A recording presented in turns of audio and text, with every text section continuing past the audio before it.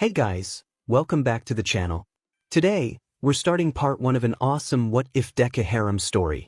If you want to see part 2, drop a comment below and tell me what you think. Don't forget to like, subscribe, and share. It really helps the channel grow. Now, sit back, relax, and let's jump into the story. Midoriya, someone called to get his attention. Looking up from his hero notebook, Izuku saw Yaoyorozu standing near his desk. "Remember, we have some tutoring tonight," she said with a smile. "Right, I know, I can't forget," the green-haired boy replied, returning her smile. "You're having tutoring, Midoriya? I bet you'll learn a lot of important lessons," remarked Mineta, the class jokester. The rest of the class quickly turned their attention to him, expressing their disapproval. "You know, now that I think about it," Kaminari chimed in, "Midoriya has been spending a lot of time with the girls." "Maybe they all have some sort of tutoring," Mineta suggested, still not grasping the situation. "You pervert!" Uraraka shouted, hitting him on the head, which knocked him out. That didn't stop the other boys from asking questions. They wondered why Midoriya was always with a different girl from their class each night. On Mondays, he discussed hero topics with Toru. On Tuesdays, he helped Mino with her homework. Wednesdays were reserved for music lessons with Jairu. Thursdays, he spent time with Uraraka. Fridays were for tutoring with Momo, and Saturdays were dedicated to gaming with Tsuyu. Sunday was the only day he didn't spend time with any girls. However, the boys dismissed it as nothing unusual. "Nah, he's too innocent," Kaminari said. "It's unmanly," Kirishima added. "They know the rules about relationships," Idia replied. "He's way too shy," Bakugo stated, convinced that Deku wouldn't be making any moves on girls. Even Bakugo knew that Deku would be too nervous to approach anyone romantically. That night, while most people were asleep, Izuku stood at a certain girl's door and knocked 6 times. "Why are you here?" came the response. "For tutoring," Izuku replied. "You can come in," a soft voice invited. As he opened the door, he noticed the room was dimly lit by candles, and on the king-sized bed lay Momo Yaoyorozu. She looked elegant and graceful. "I think you might enjoy your new lesson," she said. Izuku felt a rush of excitement as he stepped inside. He closed the door behind him, feeling a sense of anticipation. The atmosphere was charged as they moved closer, sharing a moment of connection. Their chemistry was palpable, and they began to engage in an NTMT exchange, their movements fluid and natural. Momo drew him in closer, and Izuku felt a surge of confidence as he explored their bond. As the night progressed, they lost themselves in the moment, their connection deepening with each passing second. The world outside faded away, leaving only the two of them in their own private space, where they could share their thoughts and feelings freely. Izuku and Momo enjoyed their time together, learning from one another and growing closer as friends. The tutoring session turned into a memorable experience, filled with laughter and shared dreams, as they both realized how much they valued each other's company. This continued until Momo expressed her excitement, overwhelmed by the moment. Exhausted, Yaoyorozu collapsed onto the bed, but Midoriya was still eager to continue. He reminded her of their arrangement for an extended experience, revealing his determination. With a playful expression, she encouraged him to proceed, spreading her legs apart. He teased her for a moment before fully engaging. Momo let out a soft sound as she felt him enter her, the connection deepening quickly.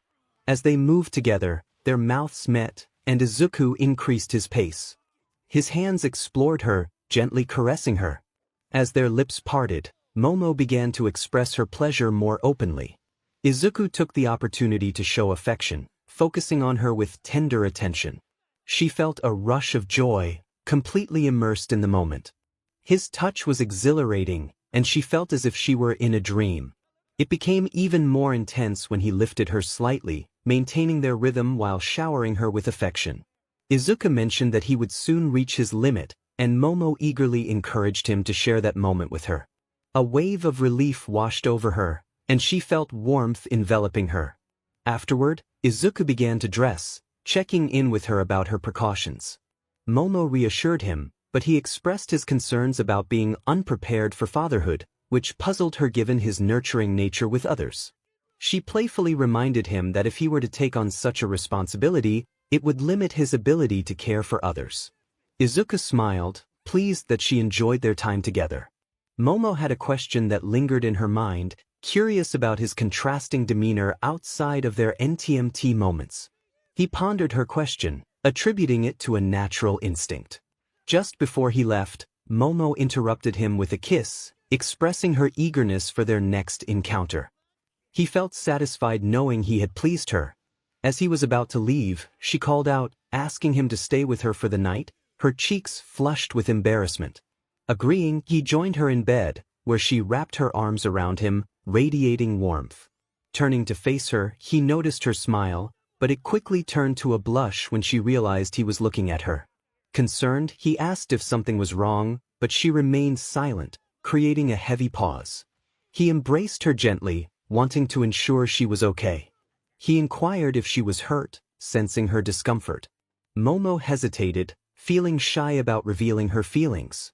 As he held her close, he noticed the scars on his arms, reminders of his bravery during past challenges. Momo acknowledged her hurt, prompting Izuku to tighten his embrace and ask how he could help. She admired his heroic nature, recognizing his willingness to risk everything for others, which was what she cherished most about him. "Don't get hurt as much," she murmured, hoping he wouldn't hear her. Unfortunately, Midoriya did hear. He asked her how his getting hurt could harm her. Realizing that Izuku had overheard her, Momo felt her cheeks flush with embarrassment. Seeing her reaction made Deku concerned for his classmate. He didn't want to see her upset. He gently kissed her cheek and reassured her that she shouldn't worry about him. Momo admitted that she couldn't help herself, expressing her fear about the number of scars he had. In response, he hugged her and apologized for causing her worry, promising that he would improve. He shared that he had learned to avoid breaking his fingers by using his legs instead of his arms, which was working well for him. A comfortable silence enveloped them. Momo then asked him to promise her something while holding his hands. He agreed. She requested that he not hurt himself as much as before. Izuku paused, contemplating the promise. He had developed his shoot style to prevent severe injuries to his arms, but seeing Momo's concern for him affected him more than any villain could. After embracing her, he decided to make a promise. "Momo, I promise that I won't damage myself beyond repair. I will be a hero who won't constantly break his bones. I promise to be a hero who saves everyone, including you." Momo felt tears welling up in her eyes, not from sadness but from joy. She felt happiness knowing that the person she cared for would always look out for her. However, there was a slight awkwardness in the moment. "Izuku," she said. "Yes, Momo," he replied. "Your leg is poking me." He clarified that it wasn't his leg. An awkward silence followed. Momo then mentioned that there was no school the next day. Izuku playfully suggested they could have another round together, and Momo agreed, leading them into another session. Meanwhile, Uraraka struggled with her mixed feelings about her crush. She liked her best friend but couldn't pinpoint why. Was it his gentle nature? His dedication to becoming a hero? Or perhaps how adorable he looked? This last thought reminded her of something Mei Hatsum had once said. "It's bigger than I thought," Mei had remarked while examining Izuku's physique. Recalling that moment caused Ochako to blush deeply. "Why am I thinking about that now?" she wondered as she entered the dorm's living area. It was a Saturday morning, and everyone in Class 1A was relieved that the weekend had arrived. Aizawa had pushed them to their limits during hero training. Kaminari exclaimed his excitement about the weekend as he lounged on the couch. Mina agreed, mentioning how stressful the week had been. Kirishima added that he understood their complaints, noting how harsh the week had been even for him. As they chatted, Ochako noticed Izuku coming down the stairs. With his green hair and freckled face, he was her crush, Deku. Their eyes met, and he asked if everything was all right.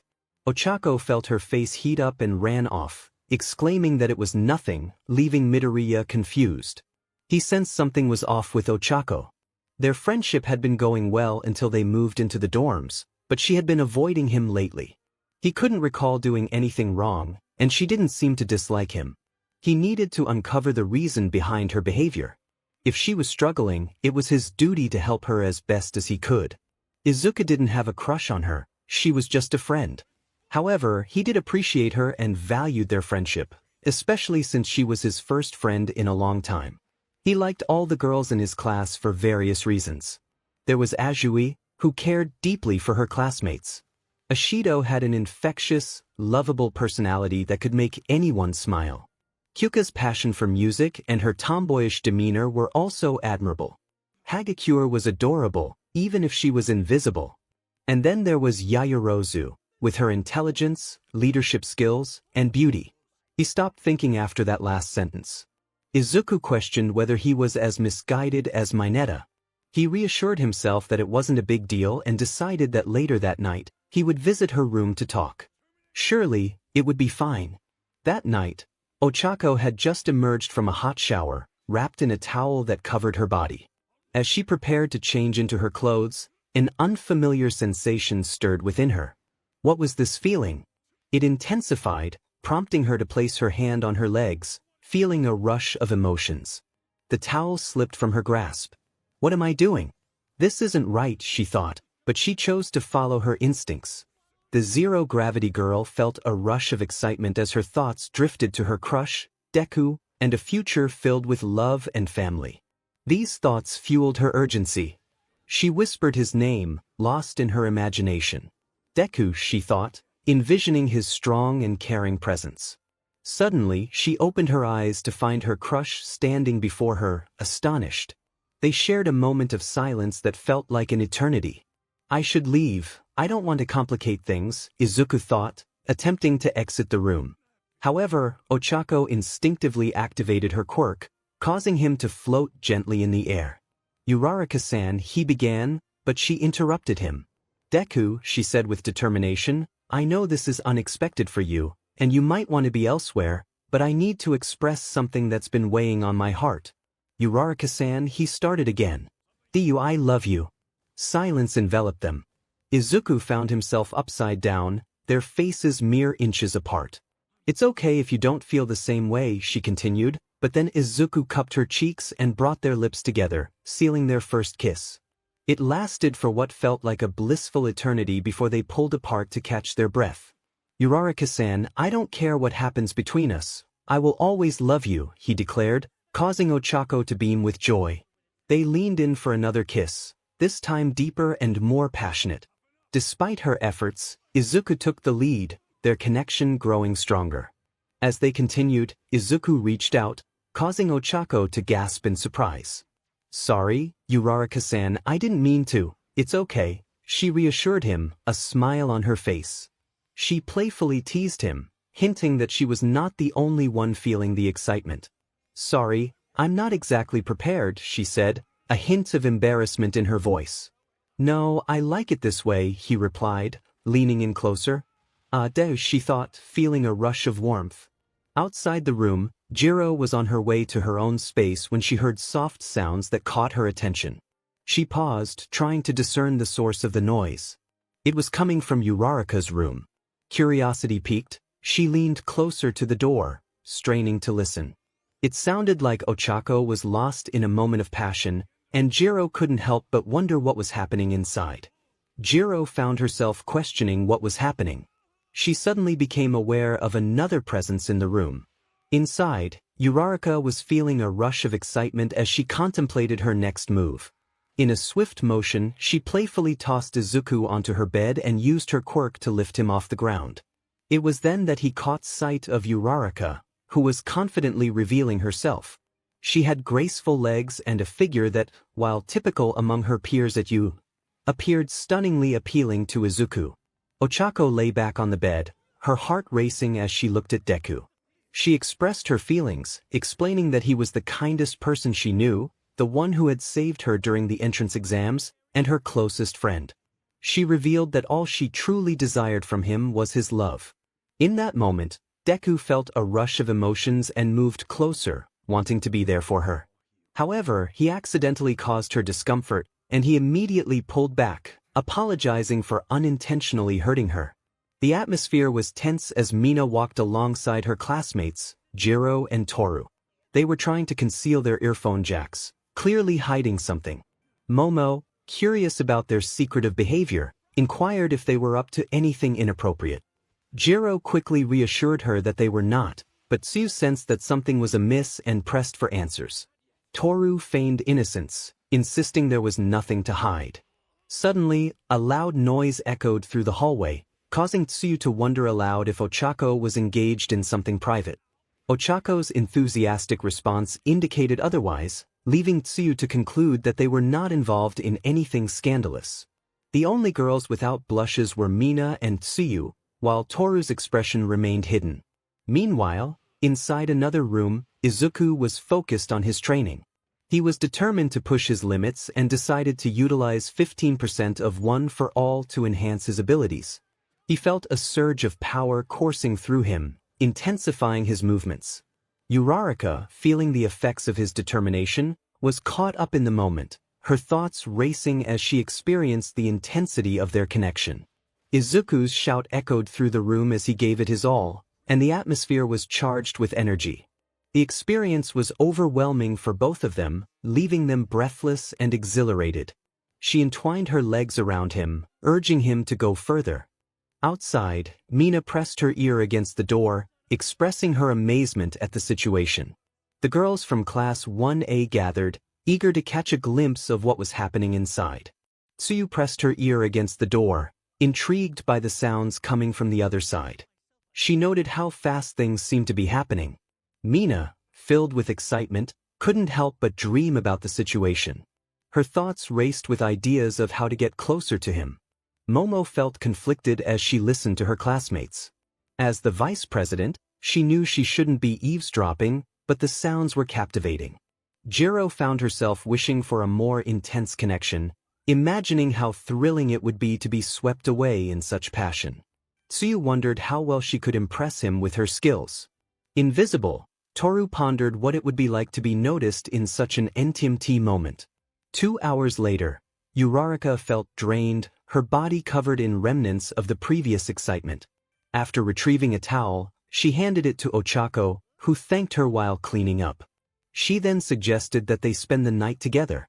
The young hero agreed and they settled under the sheets, with Ochako resting her head on his chest. As morning arrived, Midoriya was the first to awaken, noticing that Ochako was still peacefully asleep. He admired her cute sleeping face but soon realized something was amiss. They were floating near the ceiling.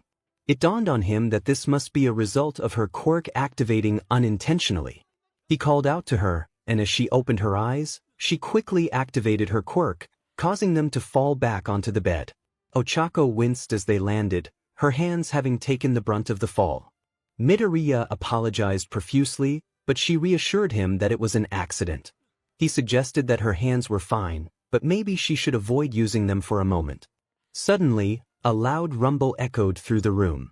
Embarrassed, Ochako admitted that she often felt hungry in the mornings. Midoriya insisted on preparing breakfast for her, calling her his girlfriend, which made them both blush. They shared a moment of realization about their feelings for each other, leaving Ochako distracted enough not to notice him getting dressed and leaving the room. In the living room, Izuku began cooking breakfast when Mina unexpectedly joined him. She playfully teased him, causing him to blush. She got closer, making him question how she knew about his previous night with Ochako. Mina's boldness left him flustered, but she quickly shifted the conversation back to breakfast, hinting at her own hunger. Just then, their classmates began to arrive, prompting Mina to step back. She casually remarked that if he ever needed company, he knew where to find her. Relieved, Izuku returned his focus to cooking, but soon found his breaths feeling oddly loose. As he tried to adjust his clothing, he felt an unusual sensation. To his surprise, he realized that Toru was nearby, and she playfully acknowledged him. She expressed her curiosity about what he had done with Uraraka, suggesting she wanted to experience something similar. Izuku was overwhelmed with confusion and excitement. Toru was fully engaged, using all her skills to distract him. Just as he was trying to focus, Idia appeared, waving his arms and interrupting the moment. Izuku wondered why this was happening at such an inconvenient time.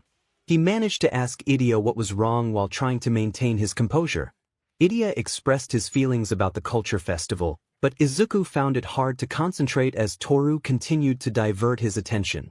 Noticing Izuku's distraction, the class president inquired if something was bothering him. Izuku quickly dismissed it, claiming he was just feeling cold. The class president acknowledged the change in seasons, and Izuku agreed, hoping Toru would ease up soon. Toru did stop, but the situation shifted unexpectedly. Izuku felt a rush of emotions while trying to keep his focus on Idia. After a moment, he felt overwhelmed, and Toru seemed to be enjoying the moment far too much. As more students began to wake up and come downstairs, Izuku whispered for Toru to stop, fearing they would be caught. Toru assured him she was finished for now, leaning in close with a teasing whisper. Flushed, Izuku quickly adjusted himself, grabbed his plate of eggs, and hurried away. Kaminari remarked on Izuku's quick departure, while the class president speculated he had something to attend to. Izuku rushed to Ochako's room, wanting to avoid any further distractions. He burst in, shutting the door behind him, which puzzled Ochako. She asked if something was wrong, but he insisted everything was fine. He handed her the plate of eggs and sat down, only to realize he had forgotten to bring a fork. He promised to return shortly, hoping he wouldn't run into anyone else. Just then, Momo appeared, calling out to him. Izuku felt a pang of frustration but managed to ask what she needed. Momo informed him about a meeting that night for their class and asked him to relay the message to Uraraka. He agreed, and she instructed him to return to his activities. As she left, Izuku couldn't help but wonder if she had been blushing. Momo hurried back to her room, reminding herself to stay calm until the meeting that night. She took a moment to gather her thoughts and prepare for what was to come. Later that night, all the girls, along with Izuku, gathered in Momo's room. Momo took on a serious tone, indicating they had something important to discuss with him. Izuku immediately sensed the direction the conversation was heading, especially as he noticed the blushes on the girls' faces. Momo expressed her understanding that had a strict stance against relationships. However, Mina eagerly interrupted her, insisting that they wouldn't disclose anything to anyone. Momo, slightly annoyed, requested Mina not to misinterpret her words again. Mina apologized, her enthusiasm getting the better of her. Jiro, feeling the tension, suggested they return to the main topic. Momo struggled to articulate her thoughts, her face turning bright red. Mina boldly declared their intentions, leaving Izuku and Ochako utterly bewildered.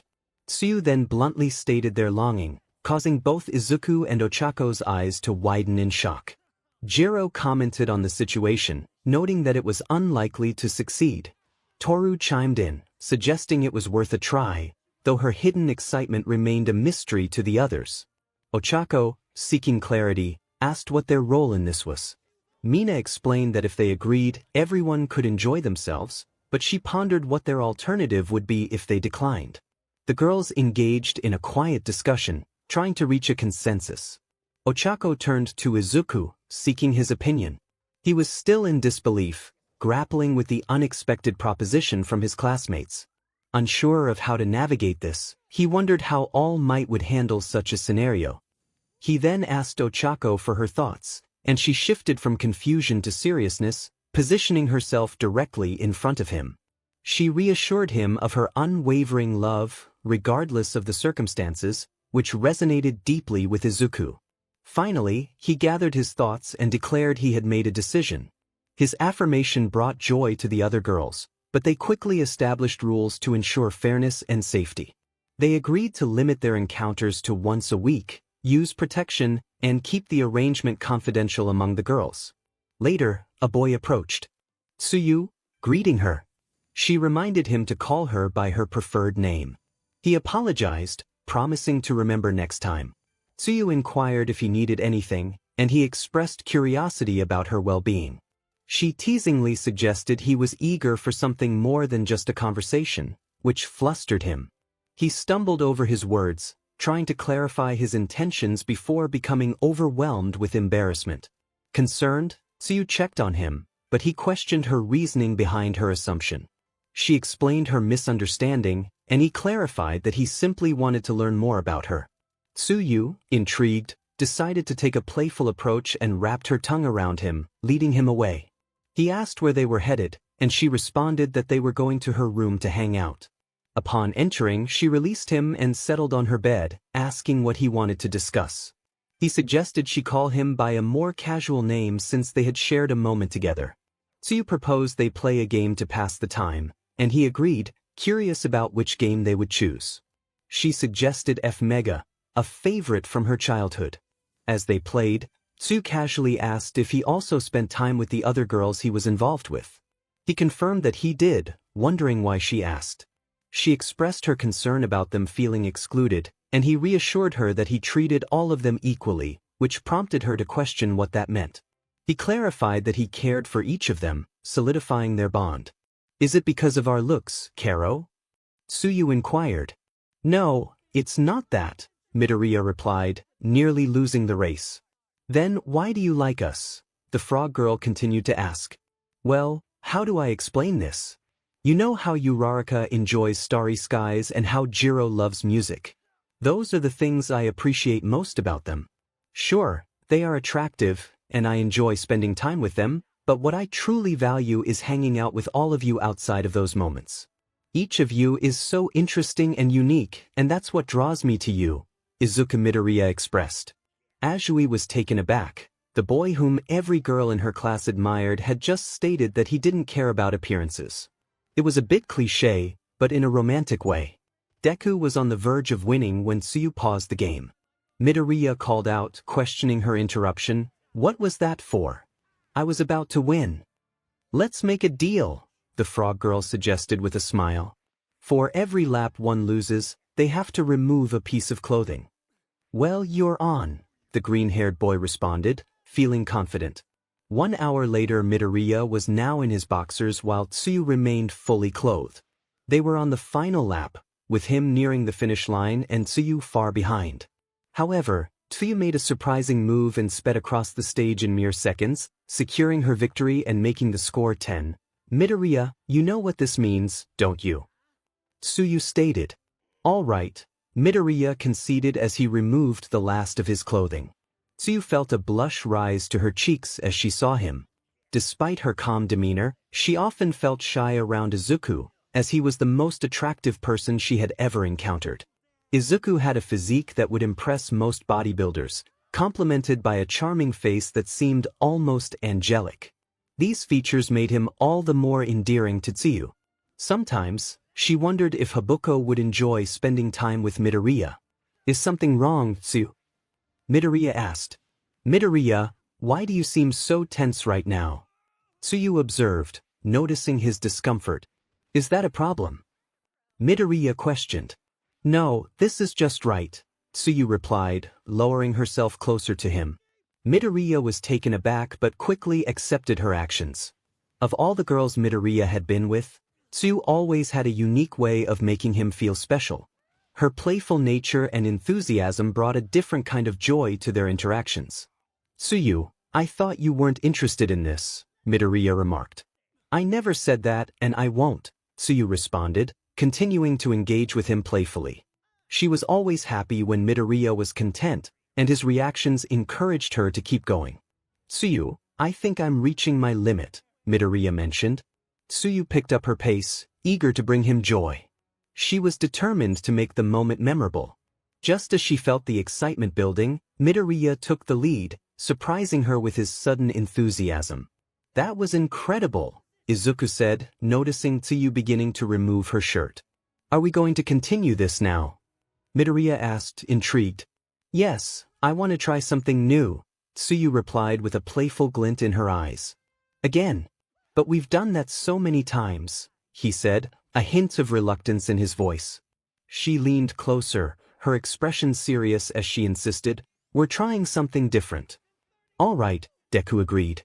Tsuyu playfully removed her breathes, revealing her vibrant green attire. "Look at what you've inspired," Tsuyu said, showing off her playful outfit. Midoriya felt a blush creep onto his face at the sight. Then, as Tsuyu took off her shirt, revealing her playful style, Midoriya couldn't help but admire her confidence. Now fully in the moment, Tsuyu positioned herself playfully on her bed. Midoriya, also feeling bold, joined her, ready to explore their connection in a way that was unique to them. It was a blend of fun and affection, showcasing their bond and the joy they found in each other's company. Usually, he preferred to start with one approach, but today was different. The frog girl winced as he moved forward, but she was not surprised. Despite their time together, she could never fully adjust to his size. However, that didn't mean she didn't enjoy it. In fact, she loved it. Tsuyu was not the only one who felt this way. Izuku felt the same. While he appreciated her other talents, he couldn't deny the unique sensations he experienced with her. In response, he began to move with increasing speed. Azui reacted with soft sounds as he continued. Encouraged by her responses, he held on to her, feeling the connection between them. The atmosphere was NTMT, with no interruptions, just the two of them sharing a special moment. As he felt the buildup of emotion, he warned her of his impending release. Seizing the moment, she wrapped her legs around him, keeping him close. After a few more movements, he finally reached his peak, and the moment overflowed, leaving them both breathless. He pulled back and took a seat beside her. "Can we go again?" he asked, eager for more. "Of course, but this time, I want you to finish with me," she replied with a playful tone. He nodded and asked her to lie down. Tsuyu complied, revealing herself to him. After a brief pause, he moved forward again, feeling the connection deepen. She gasped at the sensation, and he quickly apologized for any discomfort. They shared a playful moment, their connection growing stronger. Tsuyu's unique abilities gave her an edge, and she playfully engaged with him, urging him to continue. As the intensity built, he felt himself nearing the edge again.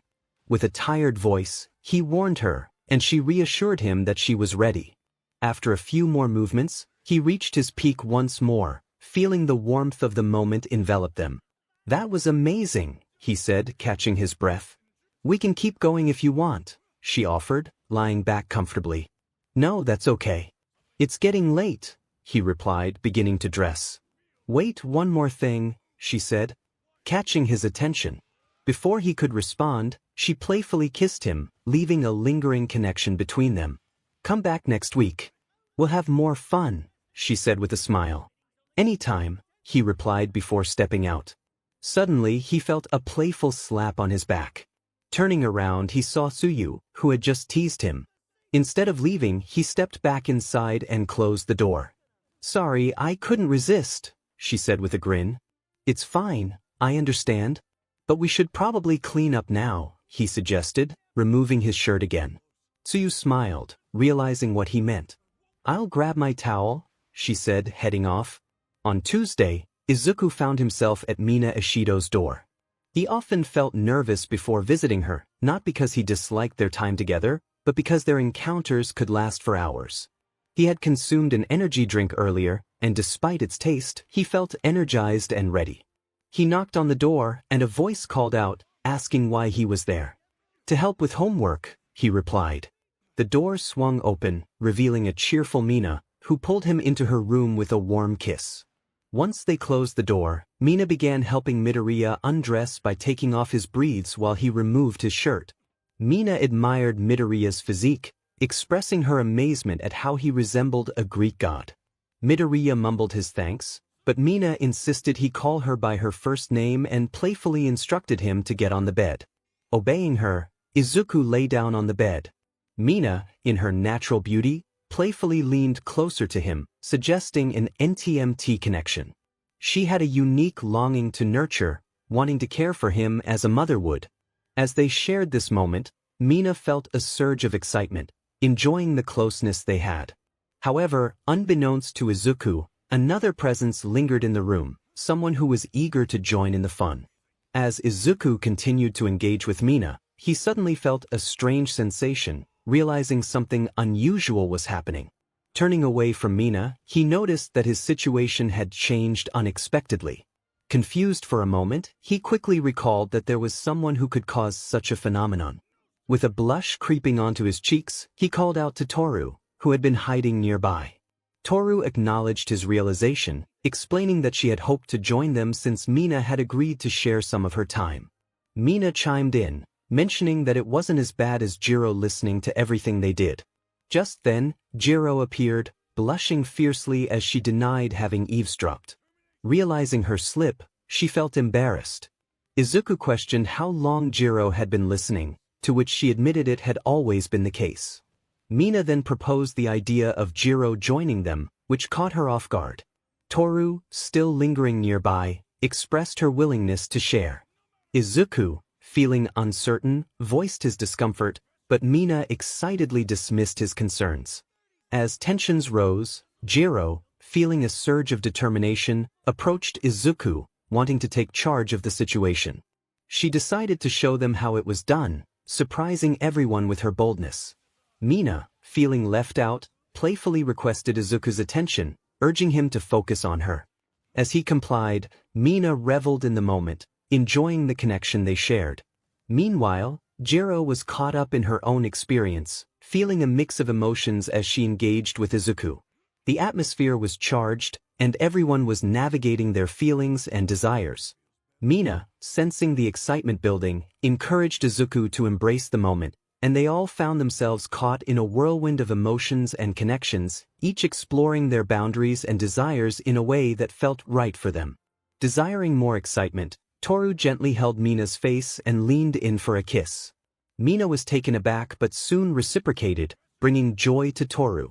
With the thrill of the moment, Mina felt overwhelmed by the sensations coursing through her. After a brief pause, she lay back on the bed, recovering from the earlier encounter. Jiro, now fully recovered and without any clothing, joined in, taking her turn with Midoriya.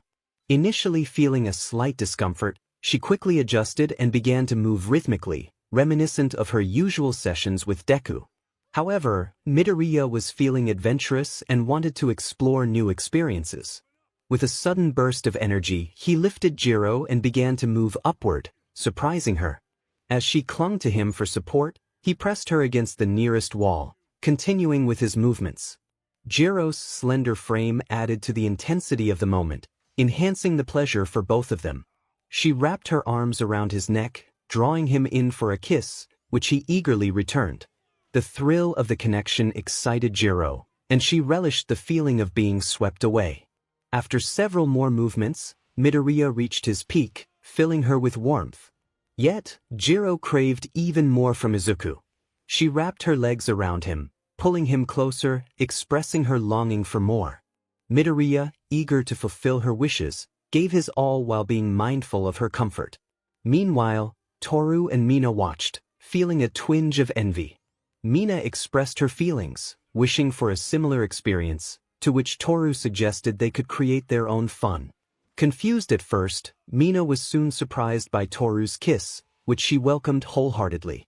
As they embraced, Toru's admiration for Mina's beauty shone through, and she began to explore further. As the excitement unfolded, Izuku and Jiro were nearing the end of their passionate encounter. Izuku, fully engaged, communicated his feelings to Jiro, who eagerly welcomed his affection. Afterward, Jiro playfully gathered the remnants of their moment, savoring the experience. With one girl left for Midoriya, Mina felt a rush of anticipation. Imagining what was to come, she was filled with excitement. As Izuku approached her, he shared a passionate kiss, and Mina took the opportunity to pull him closer to her bed. With a gentle touch, he heightened her pleasure, leaving her in awe of his skill. After a moment, he asked if he could proceed, to which Mina eagerly agreed. As he moved closer, she felt a mix of sensations, enjoying every moment. With each move, he brought her joy, and she found herself lost in the experience. As they reached their Selim X together, the connection they shared was profound, leaving them both exhilarated. Feeling exhausted, Izuku collapsed onto his bed. Despite having an energy drink, fatigue still weighed heavily on him. He couldn't help but reflect on how his younger self would react to his current situation. His thoughts were interrupted when the girls surrounded him, eager for more attention.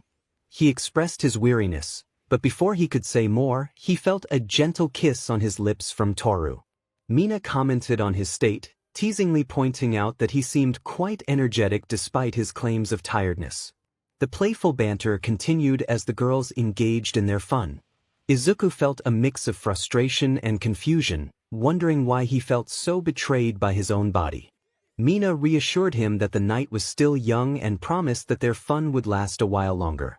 The next day, their homeroom teacher, Aizawa, entered the classroom, greeting his students. Most responded, but one student, Izuku Midoriya, remained fast asleep at his desk. The class president, Idia, tried to rouse him, offering a lecture on the importance of sleep. Aizawa, however, supported Izuku's choice, retreating into his sleeping bag and dozing off. Class 1A had no lessons that day, much to Izuku's relief. He was still tired from the previous night, having been kept awake by Mina, Toru, and Jiro. Even after their activities ended, sleep eluded him, leaving him drained. His friends, Idia and Ochako, expressed their concern, reminding him to take better care of himself. Izuku appreciated their worry, recognizing their care for him. Mina and Toru even apologized for keeping him up. Despite the lack of classes, lunchtime arrived, and Izuku just wanted to get through the day. He hoped to catch a few hours of rest before spending time with Jiro later. However, as he navigated the stairs, he was unexpectedly knocked over by Itsuka, the president of Class 1B, who had tripped. Unfortunately, she landed awkwardly, causing Izuku discomfort. He winced but reassured her that it was okay, even as he held his side. Itsuka apologized sincerely, hoping he was all right. Kyoka, concerned, rushed to his side, offering to take him to the nurse. As they left, Itsuka pondered her own feelings, a blush creeping onto her cheeks. With Midoriya and Jiro, she expressed her regret for pulling him away so suddenly. He replied that it was fine, though he was still in pain. Jiro apologized for their behavior the previous night, acknowledging that it should have been different. Izuku responded with indifference, but Jiro insisted that if their homeroom teacher had been someone else, they could have faced serious consequences. Curious, Izuku asked why she had gone along with it. Her silence suggested he had touched a nerve. When he encouraged her to speak, she finally admitted her jealousy. She felt inadequate compared to the other girls, even feeling pain when others acknowledged their appeal. However, when she was with Izuku, those feelings faded, replaced by joy. Yet, the memory of him being with other girls filled her with jealousy again. She confessed that she often imagined herself in those situations, which only intensified her feelings. Jiro expressed her frustration about not being able to match the others physically, which upset her deeply. There was a heavy silence between them. Kyuka had her head down while Midoriya looked at her. She had never felt so embarrassed in her life, having confused her feelings for someone who had been with all the other girls in her class. After a long pause, Midoriya responded by enveloping her in a gentle hug. There were no words, no other actions, just the two of them embracing in silence. The simple gesture nearly brought tears to Jiro's eyes. Eventually, they released each other, and Izuku expressed his regret, his face reflecting sadness. Seeing how much he cared caused her to shed a few tears. He quickly apologized, worried that he had made her cry, and wiped the tears from her face. As she dried her eyes, Kyuka took Izuku's hand and suggested they visit the nurse, a bright smile on her face. Izuku replied that it didn't hurt as much anymore. Kyuka insisted that it wouldn't hurt to get him checked out. She added that they didn't have to do it today if he wasn't feeling up to it. Izuku was surprised, noting that she had never said that before. Kyuka explained that given what had happened to him that morning, he needed to take a break every now and then. They arrived at the nurse's office, expecting to see the familiar face of Recovery Girl. Instead, they were greeted by a tall, striking young woman with smooth skin, one of their teachers, the R-rated hero Midnight, dressed in a nurse's outfit. Confused, the teenagers asked what she was doing there. Midnight explained that Recovery Girl was on break, so she was filling in. Kyuka questioned Midnight's medical knowledge. Midnight confidently assured her that she was qualified to be there. Kyuka thought to herself that the outfit was more for show than anything else. The nurse's outfit was standard, complete with a cap and red glasses, but it was quite revealing, leaving little to the imagination. Kyuka felt a pang of jealousy as she noticed Izuku's blushing face upon seeing Midnight. Feeling flustered, Jiro decided to leave the room, leaving only Midoriya and Midnight. Midnight then asked where Izuku was hurt. Trying to maintain his composure, he mumbled his response. She asked him to repeat it. He repeated himself, slightly louder this time. Midnight's demeanor changed and she expressed concern, offering to check on him. Izuku insisted he could handle it himself. Midnight reassured him that he had nothing to worry about, as she was a provisional hero. She gently guided him to a nursing bed. Izuku nervously protested, but Midnight assured him that she would be professional. As she prepared to check on him, she expected to see something typical for someone his age. However, she was taken aback by what she found. Midnight was known for her adult nature, and while she had encountered many individuals in her career, she was surprised by what this seemingly plain boy had to offer. If she had to guess, it was impressive, and she couldn't help but be taken aback by the unexpected size. She playfully remarked that he had been trying to hide this from her, but he protested, insisting that they couldn't be doing this. Despite his objections, Midnight continued to check on him, maintaining a light-hearted atmosphere. Midnight expressed her thoughts on the situation, noting the thrill of being seen. She found the idea exhilarating and continued to engage in their secretive activity with increased enthusiasm. Meanwhile, the young man felt a conflict within himself, realizing that they should not be participating in such actions. The situation felt different when he was with other girls. At least they were in a private room. This time, they were in a nursing room, a place anyone could enter. The risk of being seen loomed over him, and the thought of being reported to the school and facing expulsion was daunting. He certainly did not want to put his teacher's job in jeopardy either. He couldn't understand why something like this had to happen to him. To make matters worse, he felt a rush of excitement that only seemed to please Midnight even more. It was a miracle that the circumstances had unfolded in such a way. The bell rang, signaling the end of lunch. The R-rated hero expressed his disappointment about the moment coming to a close. The stuttering boy felt relieved, acknowledging that they could have been caught. She inquired if he had enjoyed their time together, and he hesitated, feeling a mix of emotions. Before he could respond, the older woman leaned in and kissed him, taking the lead in the moment. It was a new experience for Izuku, as he had never been kissed this way before, except for Tsuyu. The kiss was intense, and she pulled away after a few seconds, leaving him surprised. She playfully asked if he wanted more, and he found himself contemplating the idea. Initially hesitant, he couldn't deny that it felt nice, especially since she was one of the most admired heroes. It seemed like a rare opportunity for him. She teased him, suggesting that if he wasn't interested, she might reveal what he did with other girls at night. The realization hit him. She knew. How could she possibly know? She explained that other boys had mentioned his nightly escapades, and she had put the pieces together. She responded to the puzzled youth. Placing a finger under his chin, Midnight inquired about his decision, suggesting another round or the possibility of sharing information. With no other choice, the young hero agreed to another round. Midnight expressed her satisfaction and handed him a card, instructing him to return on Sunday at noon and mention the midnight special. She playfully adjusted his clothing and ushered him out of the nursing room, closing the door before he could fully comprehend what had just occurred. Confusion filled his mind as he wondered what had happened. On Sunday, Izuku arrived at the location indicated on the card. It was a unique establishment, a LVHTL created and sponsored by Midnight, renowned as the best in the nation. Rumors circulated that she reserved the finest room for herself. Midoriya had often pondered what it would be like to visit such a place, never imagining he would find himself compelled to do so. Eager not to be late, he entered the building, where the receptionist greeted him. Approaching her, he stated his purpose, mentioning the midnight special. The receptionist looked at him with a hint of confusion before asking for his name. He provided it, and she directed him to the top floor room. As he hurried up the stairs, the receptionist observed his urgency, pondering why someone like him was chosen. He appeared so ordinary and timid, especially compared to the previous guests she had seen. Curiosity lingered in her mind about what made him special. She remarked to herself about Midnight's knack for selecting intriguing individuals, feeling a twinge of sympathy for what awaited him. After a long ascent, Deku reached the top floor and spotted the room at the end of the hallway.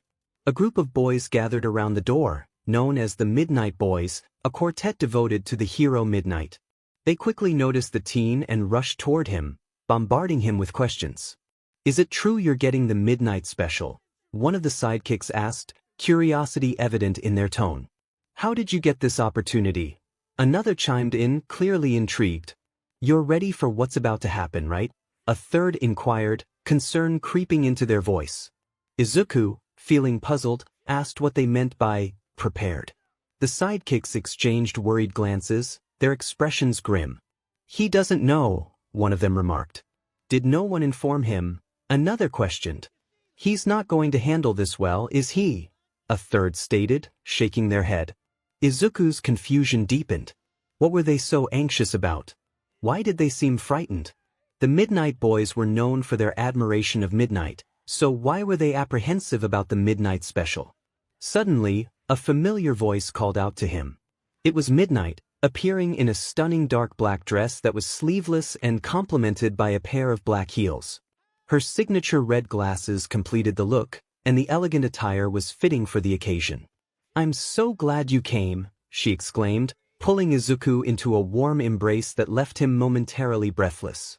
"I'm thrilled you're here, now we can spend the day together," she continued, holding him close as he attempted to wriggle free.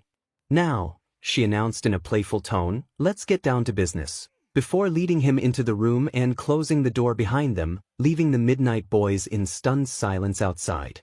"Well, my friends, let us toast to our absent comrade," one of them suggested, breaking the stillness.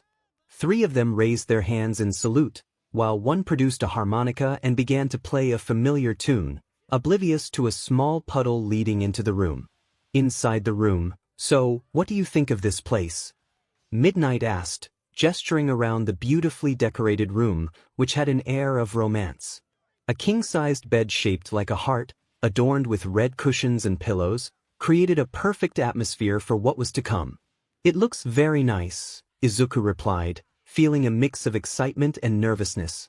Midnight took his hand and guided him to the bed, where they sat side by side. "So, how should we start?" Izuku wondered aloud. He felt a bit out of place. Unlike his previous encounters with other girls, this felt different. They were simply sitting together, as if waiting for something more. "Izuku, you need to charm me," Midnight instructed, a teasing glint in her eyes. "I'm sorry, could you say that again?" he asked, taken aback. "Charm me, Izuku." "I'm not in the right mood, so you have to win me over," she replied, a playful smile on her lips. Though she was feeling excited about the possibilities, Midnight wanted to see how well Izuku would handle the situation. He had experience with other girls, so this should be straightforward for him. Izuku felt a wave of nervousness wash over him. While he had been in romantic situations before, he had little experience in the art of seduction. Yet he recognized this as a chance to grow. Gathering his confidence, he looked Midnight in the eyes and began to gently slide her arm. The small gesture brought a smile to her face, but he sensed it wasn't enough. He placed his other hand on her chin, drawing her face closer to his. Realizing that actions alone might not suffice, he decided to take a risk with his words. "You have a mischievous side, don't you?" he said, his voice low and inviting. His words caught Midnight off guard. He was known for his innocent demeanor, yet here he was, teasing her. "You invited one of your younger students to a romantic hotel after a rather NTMT encounter. Then you ask him to charm you in your private room. You really are quite daring for someone who's supposed to be a hero and a teacher," he continued, inching closer. This was exactly what Midnight desired. Izuku was taking charge, and she was enjoying every moment of it. "I can be quite naughty. Are you going to keep me in line?" she asked, her tone playful. "Absolutely," Izuku replied, leaning in for a kiss filled with newfound confidence. This time, he took the lead, his determination evident. Midnight responded with enthusiasm, and they engaged in a passionate exchange, both lost in the moment. After a brief pause to catch their breath, they pulled away. "You've improved since we last met," Midnight remarked, a hint of admiration in her voice. Midoriya had honed his skills through extensive practice. As he gently moved his hand down, he made an intriguing discovery. "You're quite daring," he noted with a smile, realizing she wasn't wearing any undergarments. "I didn't think they were necessary," she replied. "You're quite excited about this, aren't you?" he observed, noticing her reaction. "Yes," she confirmed. Seizing the moment, Midoriya carefully explored further, giving her a light kiss on the lips. "You're enjoying this, aren't you?" he remarked, continuing his gentle exploration. "Call me Namuri," she instructed, pulling him closer for another kiss. With his free hand, he ventured beneath her clothing, only to find another surprise. "You don't have a BR either. You really are bold," he said, excitement evident in his tone. "You're one to talk. You haven't shown me anything yet," she replied playfully. "Is that what you want to see?" he teased. "Yes, please show me," she urged, her longing clear. Rising from the bed, Midoriya removed his t-shirt, revealing his impressive physique. "I never knew someone so young could be so fit," Namuri thought, captivated as he began to remove his briefs. Just as he was about to take off his underwear, she intervened and did it for him. "Couldn't resist, could you?" he teased with a grin. As he revealed himself, she was taken aback by his size. "It seems like it was eager to make an appearance," she remarked, her curiosity. "You already did that last time," he reminded her. "You're right, let's try something different," she suggested. With a playful glint in her eye, she leaned in, exploring with her tongue. After a moment, she took him in, but quickly pulled back to catch her breath, realizing the challenge before her. Determined, she tried again, taking in only part of him. However, before she could pull away, he gently guided her to take him fully.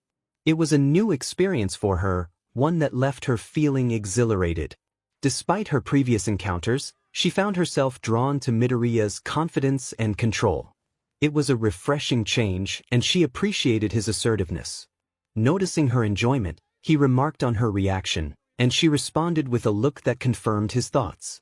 "Of course you do.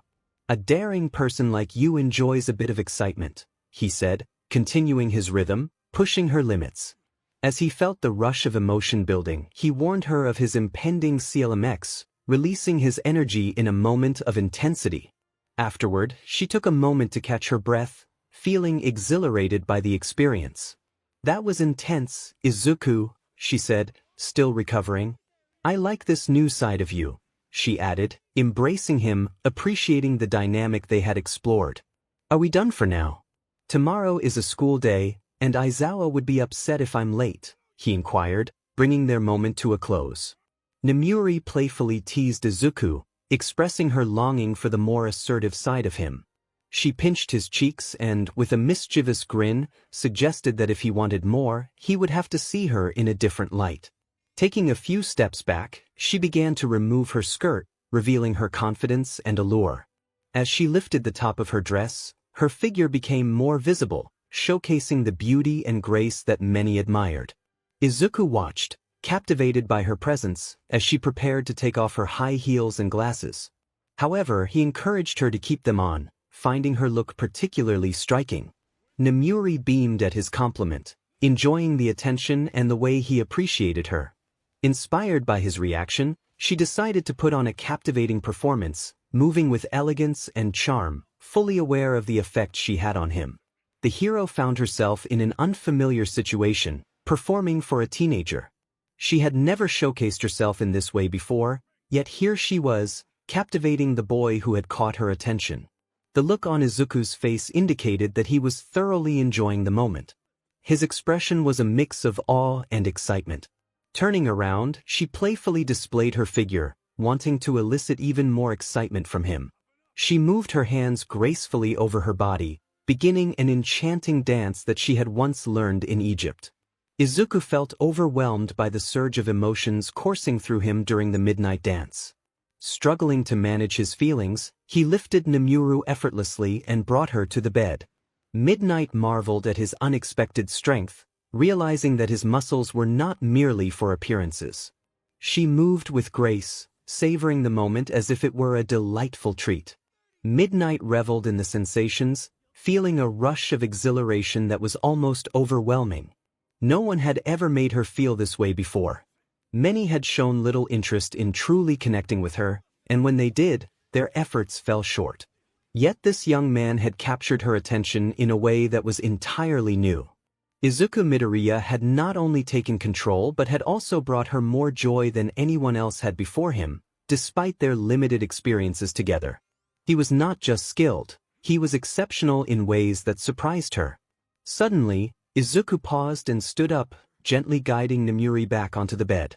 She felt a mix of confusion and anticipation as she noticed his determined expression.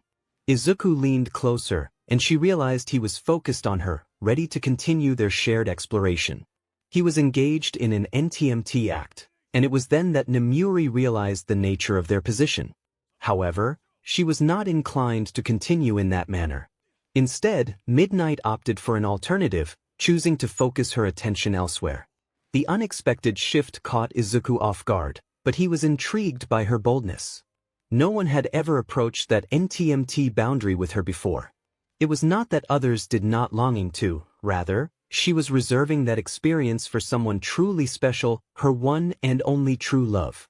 A part of her wanted to call out for him to cease, yet another part longed for his presence in that moment.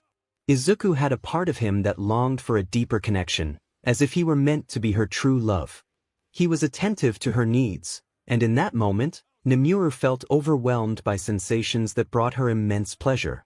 She found herself lost in the experience, feeling as if she were in a blissful state.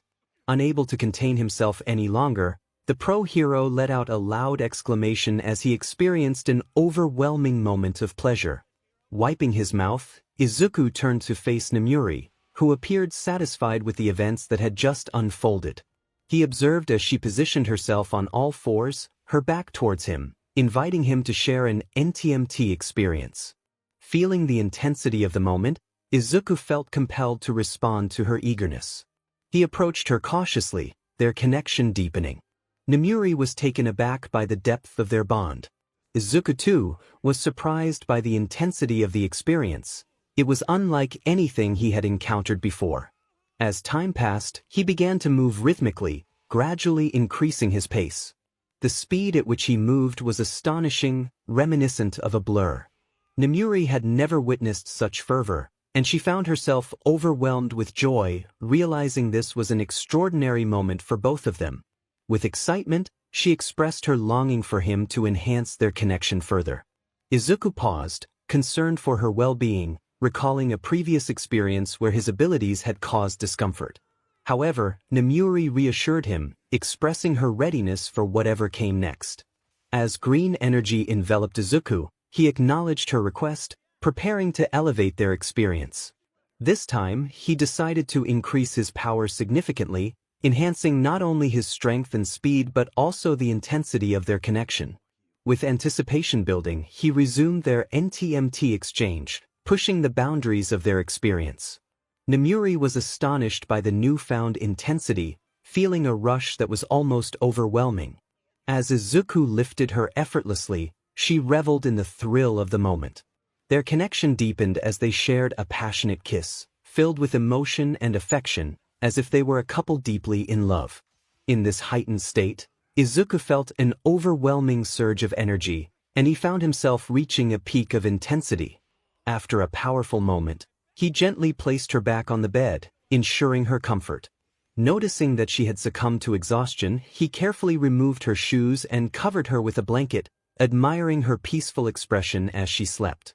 Wanting to leave a kind note for her, he took a moment to write down his thoughts before dressing and leaving the room, planting a gentle kiss on her forehead.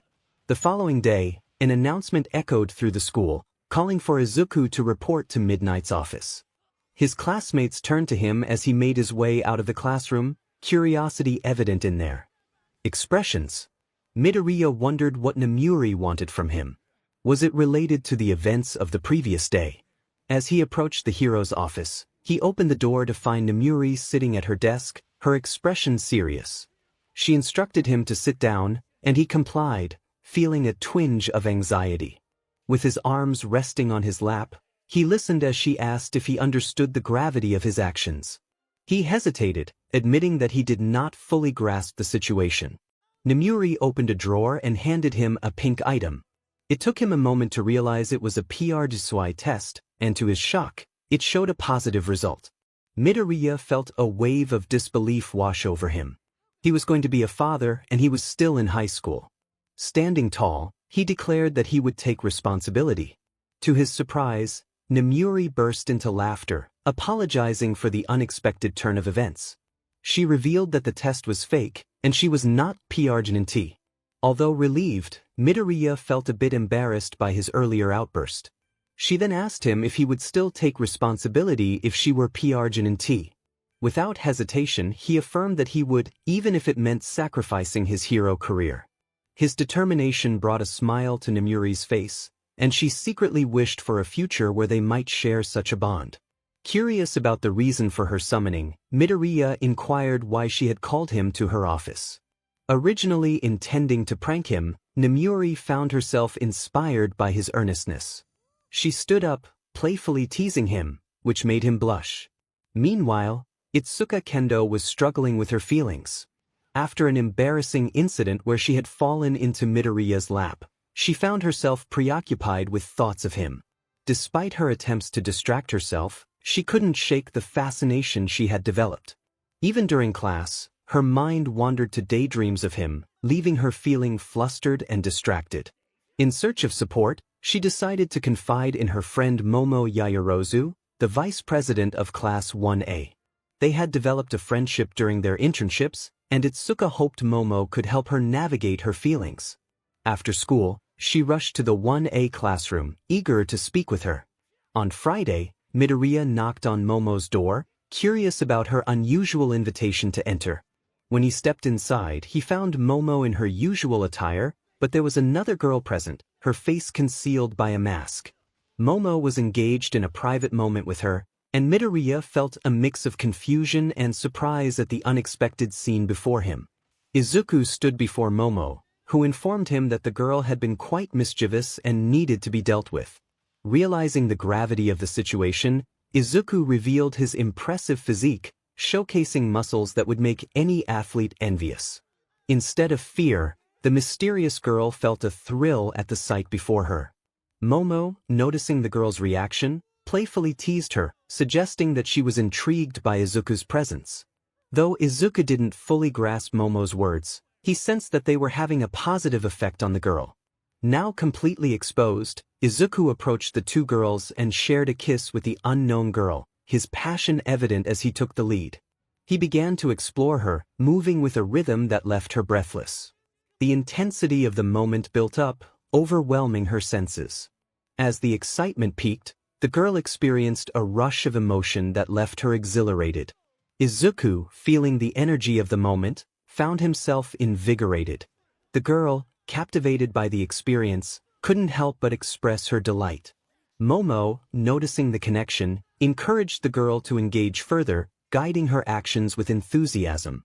The atmosphere was charged with excitement as they continued to explore their newfound dynamics. Momo whispered encouragement, and the girl found herself fully immersed in the moment, reveling in the thrill of the experience.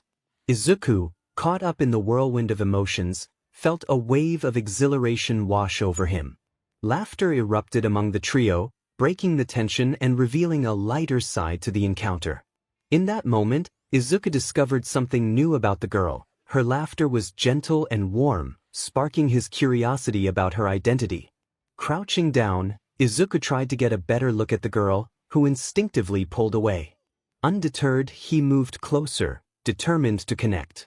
He leaned in for a kiss, this time filled with genuine emotion and warmth. It was a moment of intimacy that allowed the girl to let her guard down, revealing her true self. As the mask came off, Izuku recognized her immediately. She was Itsuka Kendo, the class president of Class 1B.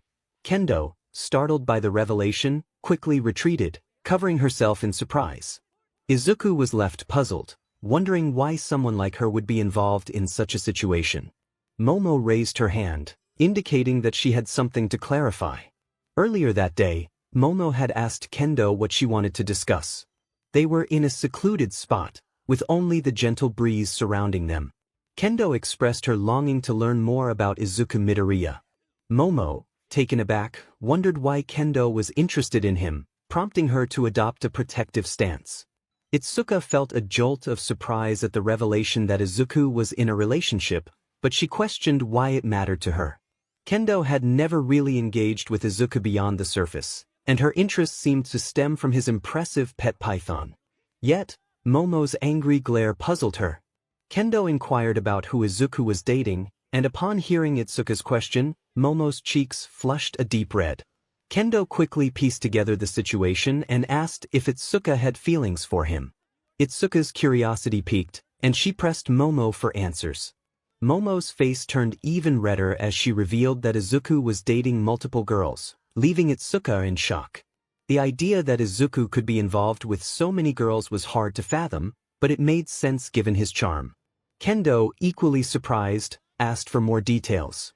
Momo's response was simple yet astonishing. Everyone in their class was involved with him. Itsuka listened intently as Momo explained the unusual circumstances. The girls had been drawn to Izuku's charisma, leading them to form a unique arrangement where they all became his girlfriends. The concept was strange, yet Itsuka found it oddly believable. After all, it wasn't the most bizarre thing she had ever heard. What intrigued her most was the rule that allowed any girl to join in. This meant that Itsuka could finally experience something real and fulfilling. She wondered if she could also date Izuku, and Momo's wide eyes indicated her surprise. Although she hesitated, she realized it would be unfair to deny her friend. Kendo, desperate, pleaded for just one chance to be with him. Momo, sensing Kendo's urgency, calmed her down and asked where this sudden longing was coming from. Itsuka shared everything, from her accidental encounters with Izuku to her overwhelming thoughts about him. Momo had never encountered such a situation before and felt a mix of confusion and concern.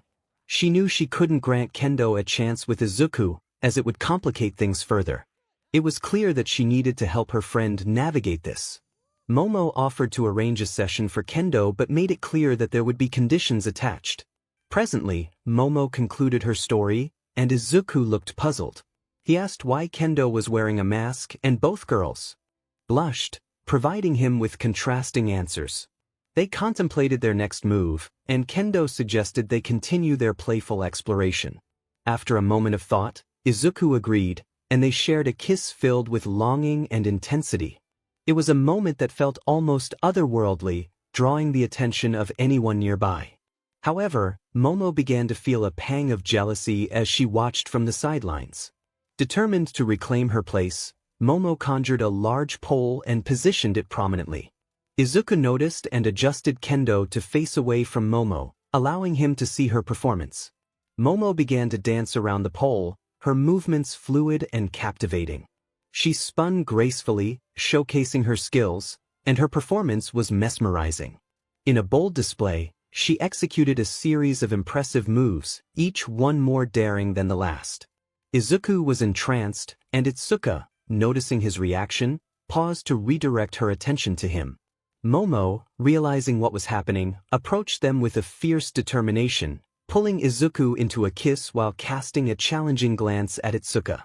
It was a look so fierce that even lions would hesitate. It conveyed a clear message: stay away. Kendo noticed the intensity of Itsuka's glare but chose to disregard it. Itsuka was honing her skills, striving to outdo Momo. Momo, aware of Itsuka's determination, decided to step up her game as well. She guided one of Midoriya's hands to her chest, encouraging him to caress her. Momo would have expressed her pleasure if not for the fact that she was engaged in a kiss with Izuku. With his other hand, Izuku explored Momo in a way similar to how he had with Itsuka. Momo broke their kiss, allowing herself to express her enjoyment. Her soft sounds revealed just how fulfilling her time with Izuku was. His touch brought her more satisfaction than any device could provide. Just as she was reaching a peak of pleasure, a sudden scream pierced the air. Both she and Izuku turned to see Itsuka had taken a bold step, crossing a significant threshold in her journey.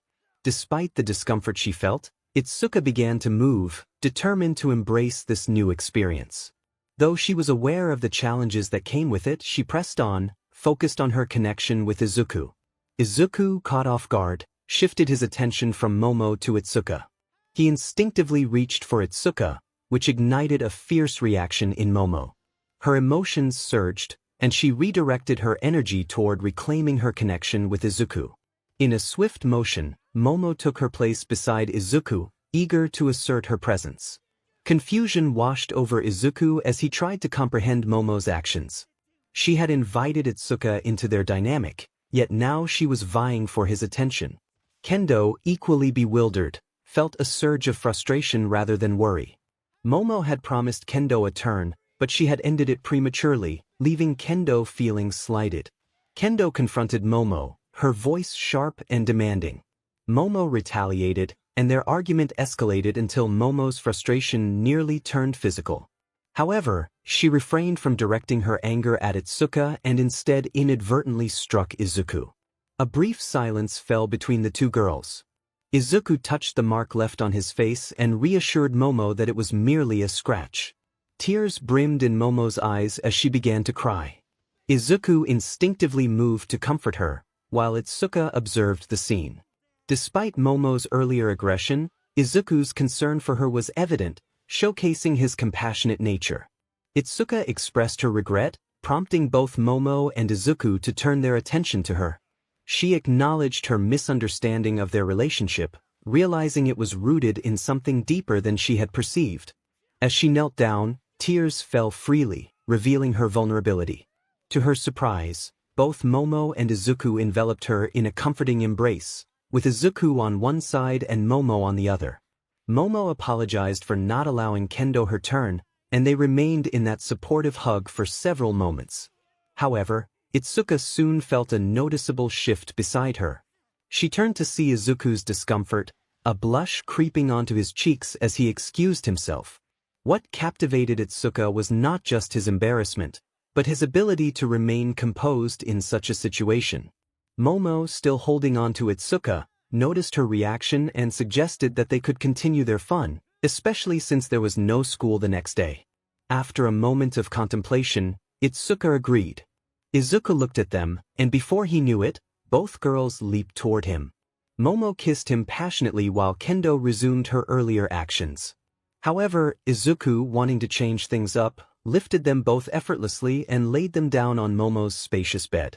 Itsuka marveled at his strength, recognizing that while he had a quirk that enhanced his abilities, this was a display of his natural power. It was impressive, especially for someone with such remarkable physicality. Izuku wanted to ensure that Kendo had a memorable experience for her first time, so he approached her with determination. Kendo felt a sudden jolt of discomfort, but as time passed, she began to acclimate to the sensation. Izuku then became more passionate, moving with an intensity that mirrored the wildness of nature. He positioned her on her back, lifting her hips, allowing him to delve deeper.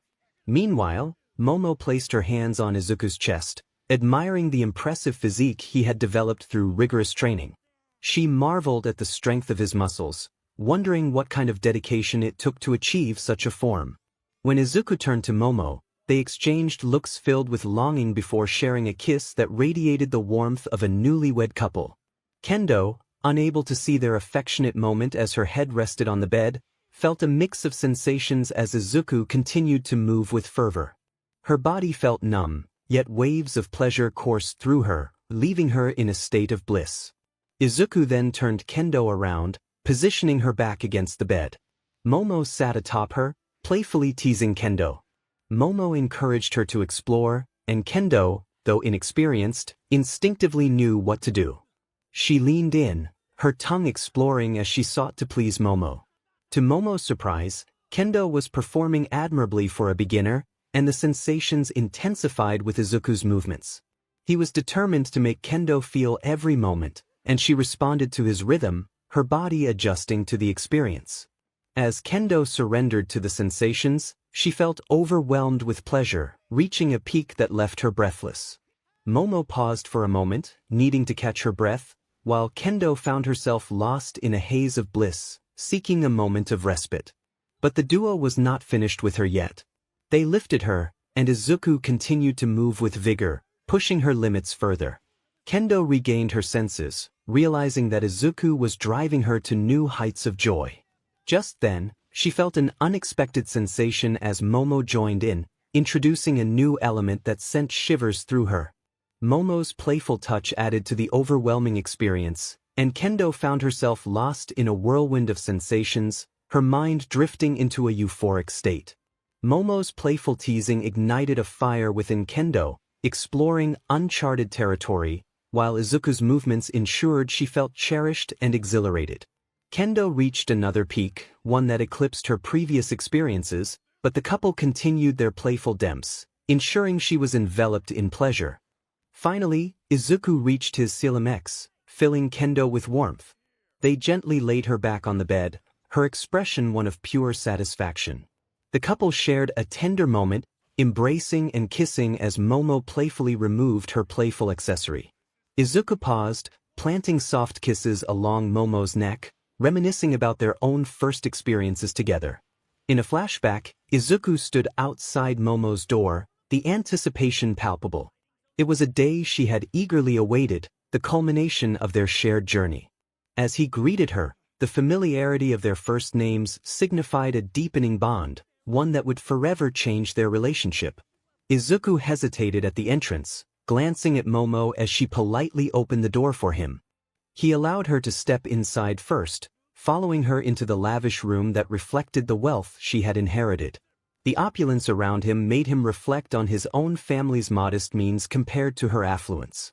Momo greeted Izuku, catching his attention as she stood in her undergarments, her hair unstyled. The dark fabric of her BR and panties appeared elegant and well-crafted, a stark contrast to Izuku's own background. His cheeks flushed as he quickly averted his gaze, feeling a wave of embarrassment wash over him. Noticing his reaction, Momo encouraged him to look, teasingly reminding him that they would soon be more exposed. She took a few pills and sipped some water before playfully pulling him toward her bed. With a blush, she urged him to undress, suggesting they get things moving. Izuku hesitated for a moment, questioning whether she wanted to take things slow, but Momo insisted they proceed without delay. He sensed something was off about her demeanor. She seemed different from the confident girl he knew.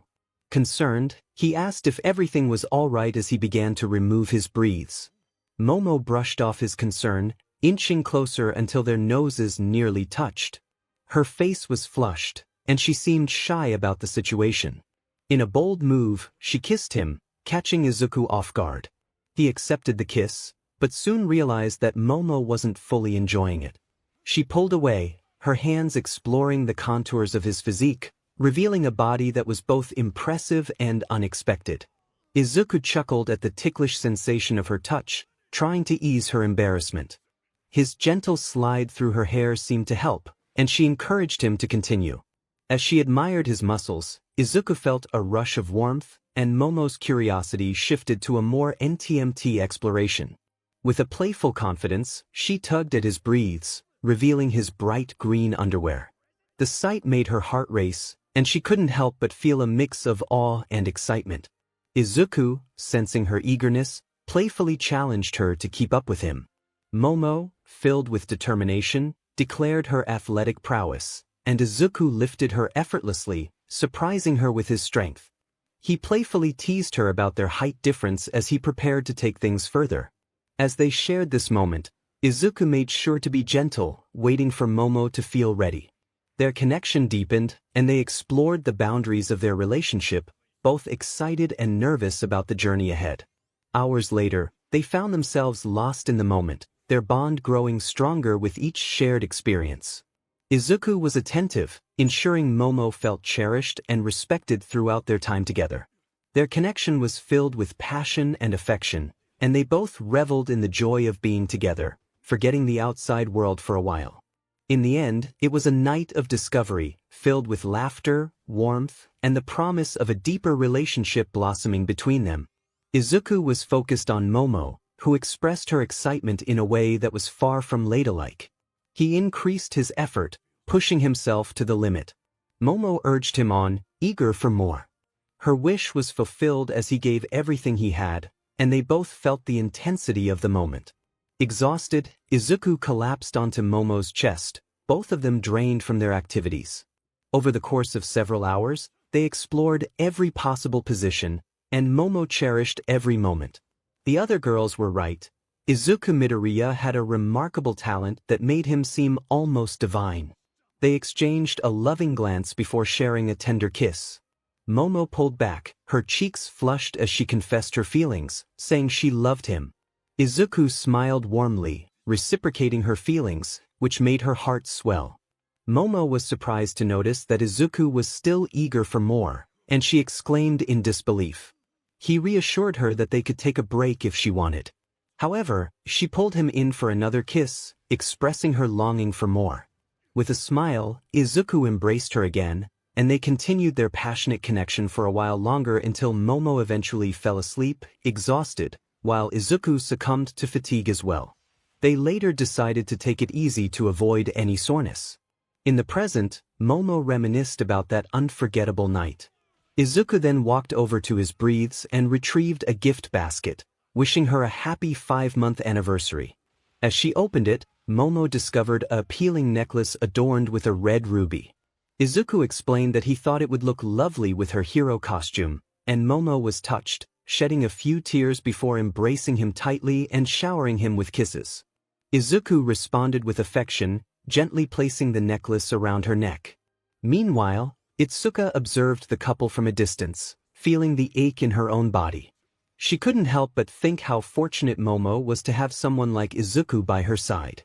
Momo positioned herself confidently, surprising Itsuka with her ease and grace. They continued to move together rhythmically, creating a captivating scene that held Itsuka's attention. The way Izuku shifted his hips was mesmerizing, evoking a sense of deep connection between them. This was not just a fleeting encounter, it was an appealing expression of their feelings for one another, filled with passion and tenderness that would make even the most energetic creatures envious.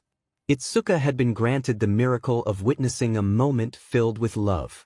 Izuku had placed his hands on Momo's legs, encouraging her to move faster.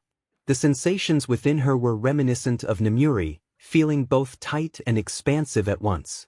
However, Momo was distinct from Namuri in many ways. Izuku felt a surge of emotion as he reflected on their relationship. With a sense of urgency, he realized he needed to express his feelings. Momo had been a significant part of his life for 5 months, and he wanted to celebrate that milestone. He turned to her, curious about her thoughts on their time together. Momo smiled, acknowledging the importance of their anniversary and hinting at a special surprise she had prepared for the occasion. Izuku felt a surge of excitement, akin to a child on Christmas morning. Momo expressed her affection, eagerly anticipating what would unfold next. With determination, Izuku activated his quirk, fully embracing the moment. They explored various ways to connect, sharing an intense bond that lasted for hours. Itsuka, witnessing the scene, felt a mix of emotions, captivated by the display of passion before her. Momo had an impressive stamina, but after 6 hours, she finally collapsed onto the bed. Izuku, drenched in sweat, felt he had given everything he could for Momo, yet it still didn't feel sufficient. He noticed Itsuka and a smile spread across his face. Kendo, catching his gaze, playfully revealed herself to him. Like a thirsty traveler finding an oasis, Izuku eagerly engaged with her. Itsuka was taken aback by his enthusiasm, but the sensation was delightful. Izuku expressed his admiration for her, saying how wonderful she was, which brought joy to Itsuka's heart. She felt a warmth knowing he appreciated her. Kendo playfully locked her legs around Izuku's head, urging him to continue. He complied, his movements becoming more fervent. This experience surpassed anything she had ever tried before, and it was clear why they were so fond of Izuku. He was exceptional. Eventually, Kendo reached a peak of pleasure, leaving Izuku with a satisfied expression. He wiped his face and positioned himself above her, declaring his intentions. Itsuka nodded, anticipation building within her. As he activated his quirk, Izuku moved with determination, and Itsuka gasped at the intensity. He pushed forward with vigor, creating a rhythm that resonated throughout the room. She felt him reach deep within her, and the sound of their connection echoed. Kendo exclaimed her feelings, overwhelmed by the experience. Izuku reassured her, emphasizing the love behind his actions. His pace quickened, and as the moment intensified, Itsuka felt herself surrender to the sensations, overwhelmed by the rush.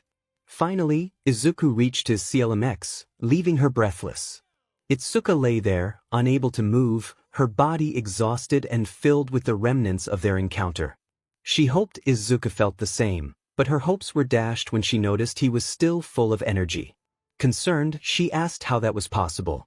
Izuku apologized, expressing his longing for more. Morning. Azui made her way to the living room, excitement bubbling within her as she prepared to celebrate her 5-month anniversary with Izuku. She spotted him emerging from Momo's room, looking as if he had just completed a strenuous workout. Curious, Tsuyu inquired about his well-being. Izuku reassured her, indicating that she should be more concerned about the others. Azui noticed a strange substance on the floor, leading her to peek inside the room. There, she found Momo and a girl from Class 1B, both looking blissful and covered in remnants of their earlier activities. Tsuyu was taken aback but quickly shifted her attention to Izuku, who still appeared energized. She asked how long the two had been at it, and Izuku explained that while they had lasted for hours, it still hadn't been enough for him. Tsuyu felt a twinge of apprehension, realizing the implications for their anniversary. Izuku then pulled out a small gift, wishing her a happy 5-month anniversary. It was a bracelet adorned with cute frog designs, which reminded him of her. Tsuyu admired the bracelet, feeling touched by his thoughtfulness. Encouraged by her words, Izuku asked if she was sure about wanting to go all out. After a moment of contemplation, she affirmed her decision. He swept her off her feet, playfully warning her to keep up as they headed to her room. The sounds of their playful antics echoed through the dorm. 7 hours later, Izuku complimented Tsuyu on her endurance, noting that she had outlasted many others. He acknowledged her improved skills as he dressed. Tsuyu was exhausted, remnants of their previous activities evident. Despite skipping meals, she felt full from the experience. Her hair was disheveled, and she needed a moment to catch her breath, her tongue hanging out as she relaxed. Izuku felt a sense of urgency as he excused himself, mentioning he needed to use the restroom. He promised Tsuyu that he would return soon, eager to continue their time together. After sharing a brief kiss, he quickly dressed and left the room. As he walked down the hallway, he spotted Kendo exiting Momo's room. He greeted her and inquired about her well-being.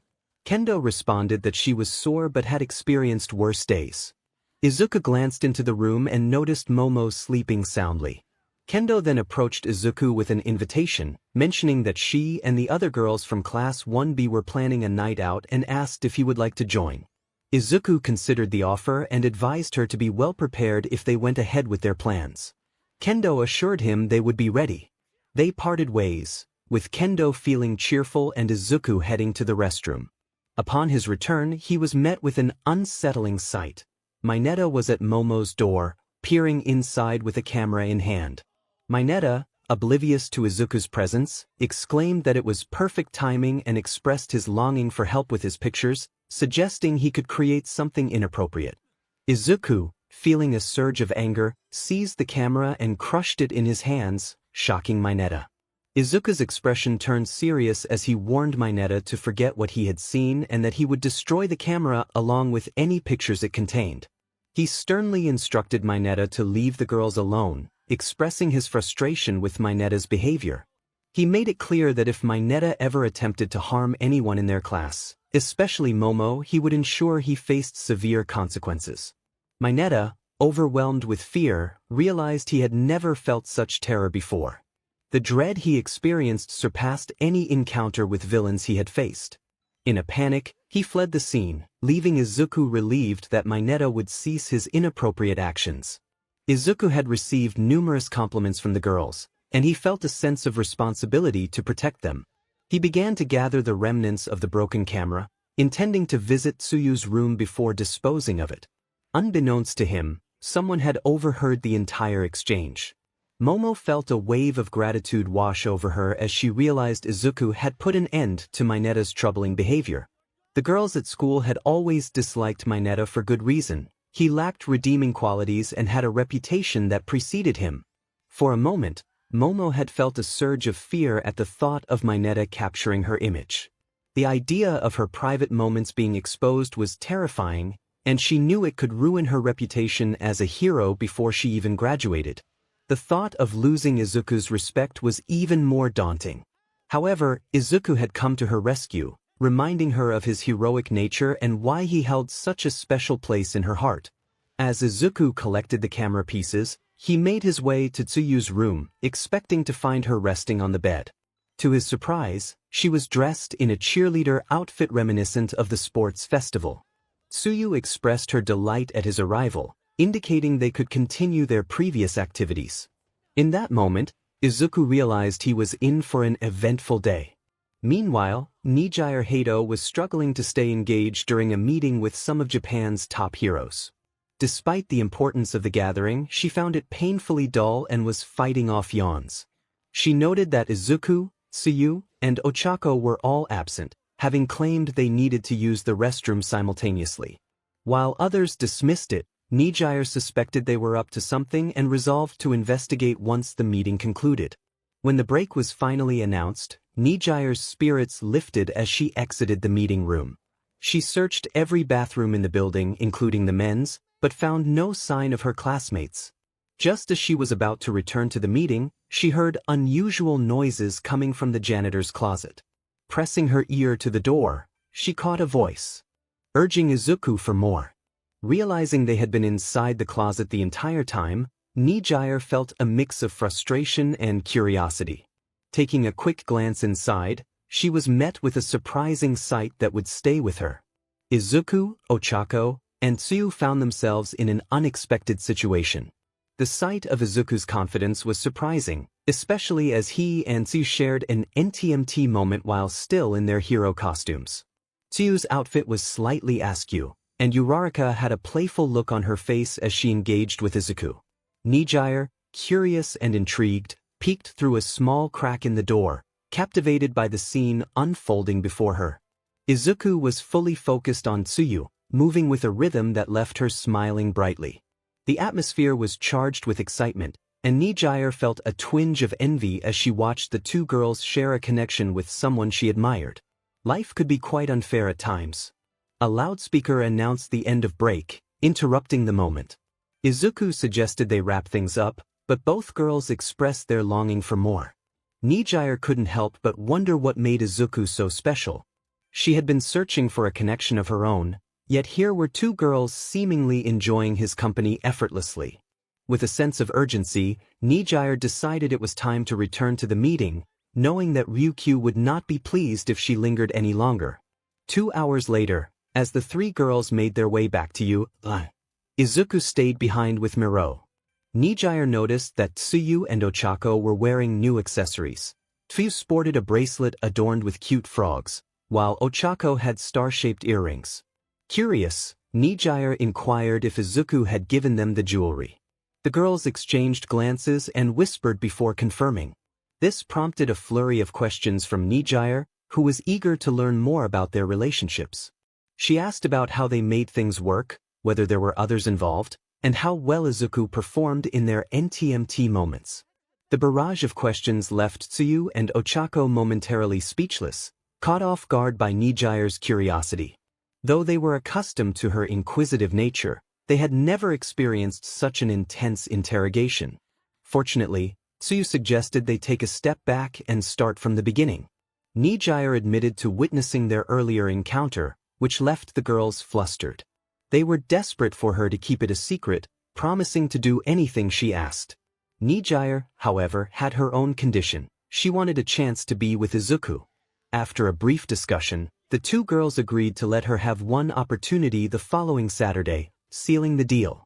Saturday, Izuku arrived at the senior dorms, feeling a mix of excitement and nervousness. He was there to meet Nijire, who had discovered his earlier encounter with Tsuyu and Ochako. To keep her quiet, he had agreed to spend time with her. As he waited by the door, Nijire emerged, looking stunning in a dress reminiscent of the one she wore at the cultural festival. She greeted him with a playful tone, inviting him inside. Upon entering, Izuku noticed the dorm was quite different from the 1A dorms, cleaner and more stylish, adorned with decorations from various events. As he took in the surroundings, a tall blonde boy approached him, greeting him warmly. Izuku recognized him as Togata-senpai, and they exchanged a friendly high five. Amajiki, another member of the Big Three, joined them, curious about Izuku's visit. Nijire, with a mischievous glint in her eye, announced her intentions, leaving both Izuku and Amajiki momentarily stunned.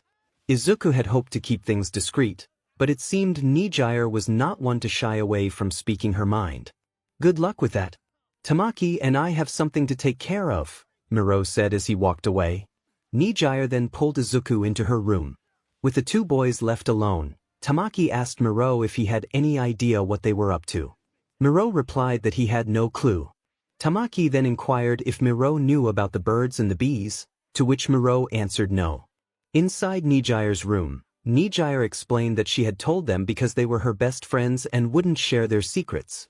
Izuku expressed concern about keeping things private, but Nijire reassured him that she hadn't told anyone else. She then sat on the bed and asked how they should begin. As Izuku approached her, he removed his shirt, revealing a well-defined physique.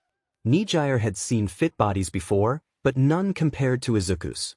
His perfect six-pack and strong chest formed an impressive figure. The sight captivated Nijire, and she felt a rush of excitement. Izuku leaned in and kissed her, marking her first kiss, which she sensed would be unforgettable. After a moment, they pulled away, breathless. Izuku noticed something surprising and remarked that she wasn't wearing any underwear. Nijire smiled and said they weren't necessary. They resumed kissing, and Izuku's hand moved lower, exploring her. He felt the warmth and softness, noting that while she wasn't as tight as some others he had encountered, the experience was still thrilling. As he continued, Nijire lost herself in the moment, overwhelmed by the sensations. Nijire, feeling exhilarated, clung to Izuku for support as she experienced waves of pleasure. She was astonished by how intense it felt. After a moment, she was breathless, realizing how good Izuku was. Izuku then asked her to remove her dress. Nijire, intrigued rather than frightened, complied. She stood and revealed her figure, moving gracefully. As she took off the top part of her dress, bandages covering her chest were exposed. Izuku, curious, asked about the tape, and Nijire teased him, knowing he was interested. In a moment of boldness, Izuku approached and removed the tape, revealing her. He was taken aback by her size, realizing they were impressive. Nijire noticed his reaction and began to move, enhancing the allure. Izuku was captivated, feeling a rush of longing. Nijire playfully asked if he wanted to touch them, and he nodded eagerly. She encouraged him, and he reached out, savoring the moment. The experience was exhilarating for both of them, and they were lost in the sensations, each moment heightening their excitement. She looked down and noticed that something was straining against Deku's breaths, something large that seemed ready to burst free.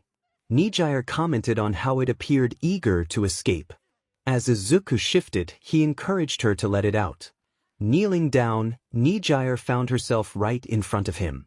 As she began to lower his breaths, she was surprised to see a large snake trying to break free from his underwear. She hadn't even pulled the underwear all the way down when the unexpected sight caught her off guard. The sudden appearance startled Nijire. It was even larger than she had anticipated.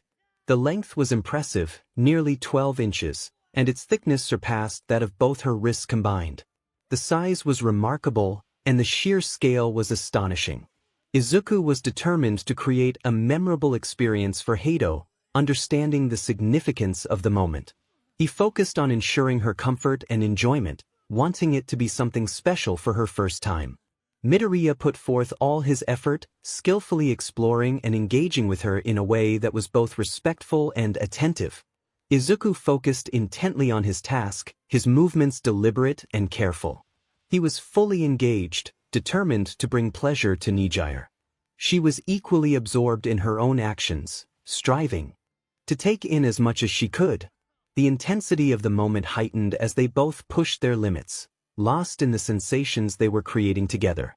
Nijire felt overwhelmed by the sensations, her body responding instinctively. The excitement coursed through her, and she found herself completely absorbed in the experience. Izuku, too, was caught up in the moment, feeling the rush of adrenaline and longing. As they reached a peak of shared exhilaration, they synchronized their movements perfectly, both experiencing a wave of satisfaction. The connection between them deepened, and they reveled in the aftermath of their shared moment, feeling a sense of fulfillment wash over them. Izuku wiped the juice from his face and turned Nijire around so they could face each other. They were unsure if it was the intensity of their earlier moment, but as their eyes met, they leaned in to share a kiss that felt like it could change everything. They poured all their emotions into that one kiss, which lasted for what felt like an eternity. When they finally pulled away, they found themselves breathless, yet they were drawn back to each other, kissing once more. To an outsider, it might have seemed as if they were lost in a world of their own, but for them, it was a moment they would cherish forever. As they gasped for air, sweat glistened on their skin, and the atmosphere was charged with an undeniable tension. Izuku felt a rush of emotions as he looked at Nijire, who was gazing back at him with a mix of longing and longing. He gently lifted her and carried her to her bed, laying her down carefully. The sight of him standing over her, his determination evident, stirred something deep within her. She instinctively spread her legs, revealing her vulnerability, silently inviting him to take a step forward. Izuku felt a surge of excitement at her openness. He positioned himself closer, feeling the weight of the moment. He asked if she was sure, and with a nod filled with resolve, she encouraged him to proceed. He hesitated for just a moment, wanting to ensure they were both ready. As he moved closer, he felt the intensity of their connection grow. With each movement, they became more entwined, lost in the rhythm of their shared experience. As they floated slightly above the ground, Izuku remained calm, accustomed to this sensation, while Nijire was taken aback at first but soon surrendered to the moment. They embraced tightly, ensuring they remained connected, and Izuku instinctively held her close, cherishing the bond they were forming. Nijire felt a wave of pleasure wash over her, causing her to lose herself in the moment. Izuku, sensing her reaction, continued to explore their connection, and she found herself overwhelmed by the sensations. In a burst of instinct, she pulled him closer, trying to assert herself, but Izuku's confidence shone through. He gently took control, guiding their movements and deepening their connection. As they shared this NTMT experience, they both felt the weight of their emotions. Izuku, aware of the significance of the moment, expressed his intentions clearly. Nijire, caught in the whirlwind of feelings, responded with eagerness, fully embracing the depth of their connection. Together, they navigated this new territory, each moment building upon the last, creating a bond that neither of them would forget. After a few more moments, Izuku felt a rush of energy as he and Nijire fell to the ground. Acting quickly, he caught her by the thighs and landed on his feet. The drop was small, so it didn't hurt them. Once they landed, Nijire realized that he was holding her in a way that made her cheeks flush with warmth. He looked at her with concern, asking if she was okay. The sunlight streaming through the window made him appear heroic, causing her blush to deepen. She assured him that she was fine. Izuku gently set her down, which left her feeling a bit disappointed. As he began to get dressed, Nijire found herself lost in thought. She decided to ask him a question. She inquired about how he had become so skilled in NTMT matters. Izuku explained that it was a complicated topic, mentioning his parents' divorce. When Nijire expressed sympathy, he reassured her that it was all right. He elaborated that his mother had a unique way of keeping his father at home, which left Nijire surprised. She thought to herself that she couldn't imagine lasting that long. Izuku clarified that he had learned from his mother how to understand and please a partner, which left Nijire wide-eyed in disbelief. He quickly reassured her that it was just advice, not anything inappropriate. Once fully dressed, Izuku prepared to leave. Nijire asked where he was headed, and he mentioned he had homework and a workout to complete. She agreed that it was fine, admitting she was tired and he needed to focus on his studies.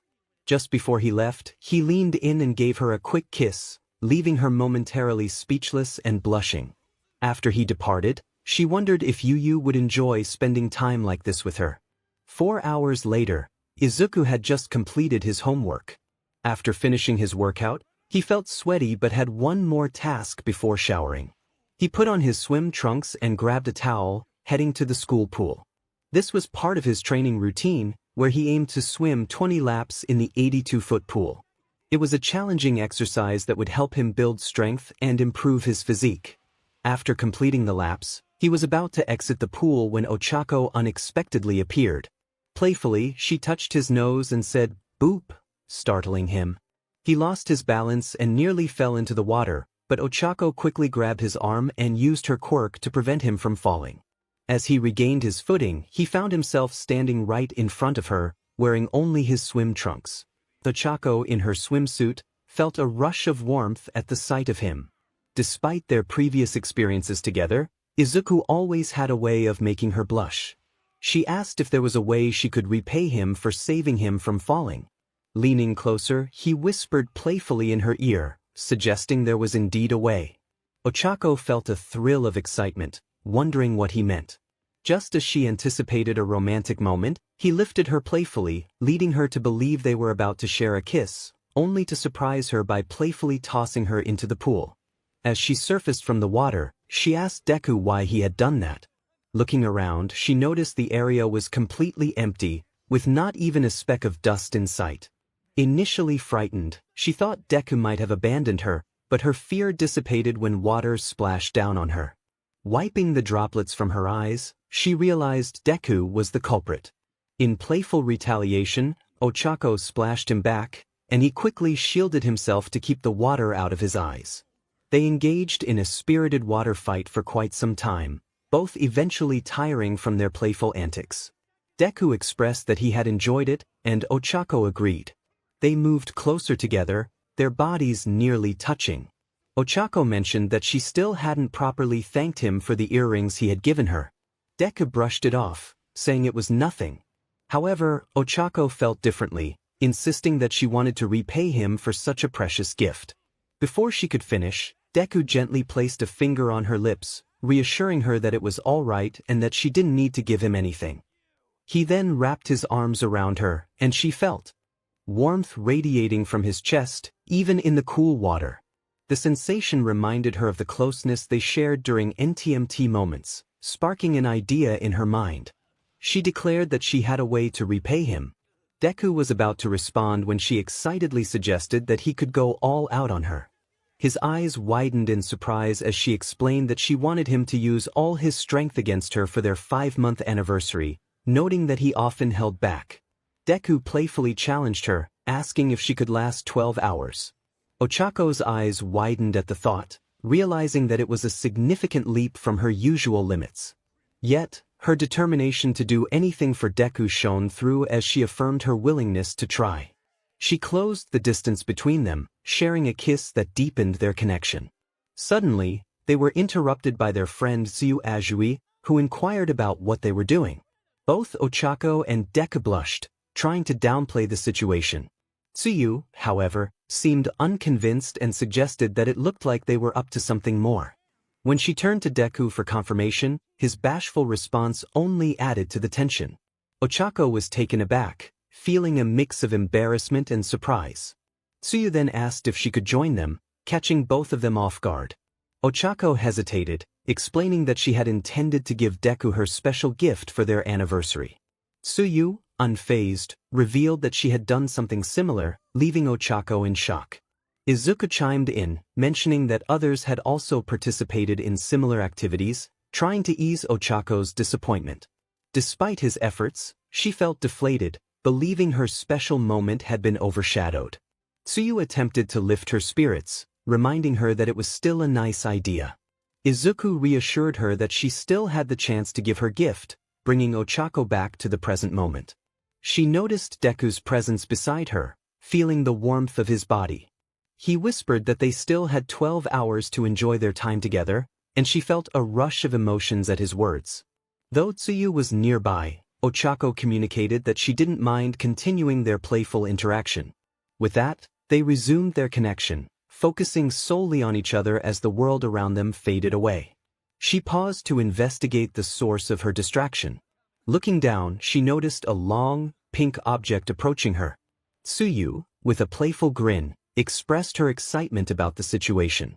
As Tsuyu's tongue drew nearer, Ochako felt a mix of surprise and embarrassment, her cheeks flushing. Izuku, unable to tear his gaze away, observed the scene unfold.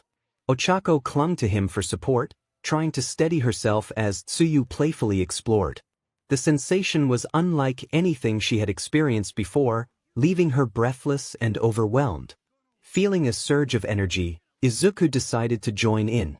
He adjusted Ochako's swimwear, and the new sensation sent a jolt through her. It was a completely different experience, and she found herself lost in the moment. Tsuyu, noticing the shift, playfully wrapped her tongue around Izuku, creating an exhilarating tension for Ochako. The combination of sensations was intoxicating, and she couldn't help but express her pleasure. As the playful chaos continued, Ochako felt herself reaching a peak of exhilaration, her body responding in ways she had never imagined. The thrill was overwhelming, and she surrendered to the moment, feeling a rush of joy. Once the excitement subsided, Tsuyu playfully retracted her tongue, and Izuku adjusted his swimwear. Ochako remained close to Izuku, her body still trembling from the experience. He offered her support, asking if she was all right. Ochako, still catching her breath, admitted that she felt sore but exhilarated. Izuku, with a knowing smile, reassured her that it was all part of the fun. As they shared a light moment, Tsuyu chimed in, reminding them of her own plans for the day. Ochako playfully countered, insisting that sharing was part of the fun. Their banter was light-hearted, but Izuku stepped in to remind them of the importance of harmony. They both paused, feeling a twinge of guilt, but that quickly faded when Izuku embraced them both, expressing his willingness to share their time together. He suggested they move to a more comfortable setting, and both girls enthusiastically agreed, suggesting Ochako's room. Later, after finishing his homework and preparing for bed, Izuku's phone buzzed with a message from Itsuka. After their previous outing with Momo, they had exchanged numbers, and he remembered her fondness for motorcycles and black coffee. Their friendship had blossomed over shared interests, including a karate lesson she had given him. Itsuka's message read, "Remember that girl's night out I mentioned?" Izuku replied, curious about the details. Itsuka continued, "You're invited. It's on Saturday. I'm sending someone to pick you up." Izuku hesitated, concerned about intruding on their time together. He expressed his worries, but Itsuka reassured him that the other girls were fine with his presence. They wanted to set a positive example for their classmates, especially after some recent events that had affected their reputation. Izuku wondered who would be picking him up. Itsuka informed him that it would be Setsuna Tokage, the girl in the tight green costume. He felt a mix of emotions at the thought of her. The outfit had caught his attention, and he was grateful that Ochako had helped him that night. Itsuka mentioned that she had told Setsuna about Izuku's impressive qualities. Izuku questioned why she would do that, but Itsuka explained that she noticed how he looked at Setsuna and her costume. Izuku admitted his guilt and asked if she had shared this information with anyone else. Itsuka assured him that it was just Setsuna and that others would have to find out for themselves. Izuku decided to finish his time with Tsuyu before heading out. On Saturday, Setsuna was puzzled as to why she was the one picking up Izuku. She was fine with him joining her on the date, but she wondered why it was her responsibility to collect him. Itsuka had mentioned that Midoriya had a large python, which piqued Setsuna's interest since she loved reptiles. She was curious about the type of python he owned and hoped to get to know him better. Although she had only seen him a few times, she found him cute and felt a heroic vibe from him that intrigued her. After a few minutes of waiting, Izuku emerged from the dorms, wearing an All Might t-shirt that showcased his muscles. Setsuna had always thought of him as scrawny, so seeing him like this made her blush. When Izuku approached her, he confirmed her identity. Setsuna, eager to learn more, asked if she could see his python. Izuku blushed and glanced around to ensure they were alone. He then leaned in and suggested they go to his room. As they entered the 1A dorm, Setsuna noticed the decor but was quickly led into Izuku's room, where he locked the door behind them.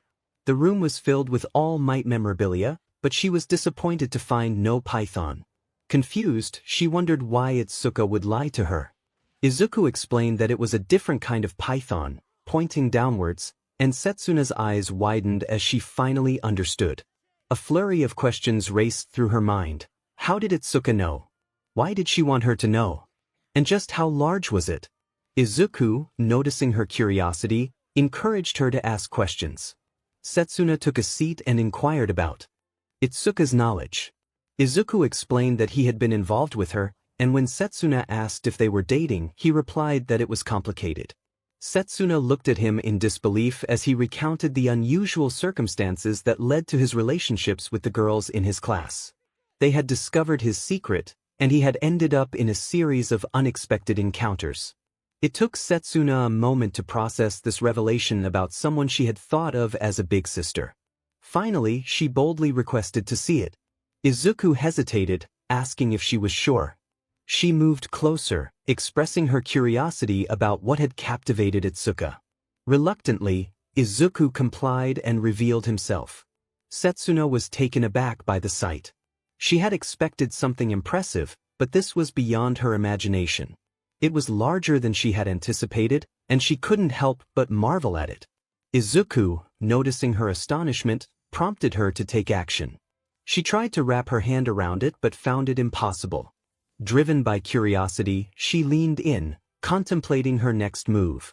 Setsuna was uncertain about her actions, but she felt it was something Tokage needed in her life. After a few moments of hesitation, she noticed the boy's excitement, and it intrigued her. With determination, she decided to push her limits, wanting to prove herself. She was determined to succeed, inspired by the confidence of others. As she tried to adjust, she felt overwhelmed but was determined to continue. Midoriya offered some advice, suggesting a different approach to make things easier. Setsuna was curious about his experience but focused on her goal. Following his guidance, she found a rhythm that encouraged her to keep going, motivated by his reactions. Suddenly, she paused, feeling a shift in the atmosphere. Concerned, Midoriya asked if something was wrong. Setsuna, feeling bold, expressed her longing to explore new experiences. Midoriya understood and prepared to follow her lead, whispering compliments that made her smile. As they engaged in their playful exploration, Setsuna felt a rush of excitement. She enjoyed the attention and the way Midoriya appreciated her. With a playful demeanor, she teased him, enjoying the moment and the connection they shared. In the heat of the moment, Setsuna felt exhilarated, and Midoriya's enthusiasm matched her own. They were caught up in a whirlwind of emotions, each encouraging the other to embrace the experience.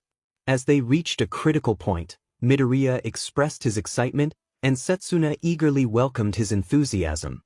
The intensity of the moment was palpable, and they both felt the thrill of their connection. Suddenly, the sound of a phone ringing broke the spell. Midoriya handed the phone to Setsuna, and she realized it was her friend calling. After a brief conversation filled with surprise, Setsuna quickly urged Midoriya to get dressed. They hurriedly changed and rushed out of the room, only to be stopped by a classmate who wanted to speak with Midoriya. With a sense of urgency, they dashed down the hall, ready to face whatever awaited them next. Midoriya inquired about their destination as they hurried out of view. Setsuna explained that they were headed to a place called Ricky's, a high-class establishment, but paused to catch her breath. Midoriya noticed her struggle and expressed concern for her well-being. She admitted that running was not her strong suit and that she was working on her endurance, but long distances still wore her out. This reminded him of his training sessions with All Might. He crouched down and offered to carry her on his back, suggesting it would be faster. Setsuna hesitated, questioning whether it was a good idea since they were nearly the same height. Midoriya chuckled and reminded her of his strength-enhancing quirk. Despite her reservations, Setsuna climbed onto his back. With green lightning enveloping him, Midoriya activated his quirk and took off like a shot. To avoid crowds and reach their destination more quickly, he leaped across rooftops. Initially startled, Setsuna soon adapted to the exhilarating ride. Feeling more comfortable, she decided to ask him a question. She wanted to know what Itsuka meant to him. Midoriya responded that Itsuka was an incredible person, explaining how kind and friendly she was to everyone, even Minoma. He shared how much he enjoyed spending time with her, feeling a rush of excitement whenever she smiled. Midoriya's heartfelt words left Setsuna in thought. Although it sounded a bit cheesy, she recognized the sincerity behind them, making it more meaningful than any romance novel. Then, she pointed out something that made Izuku pause and blush, as he tried to discreetly adjust himself.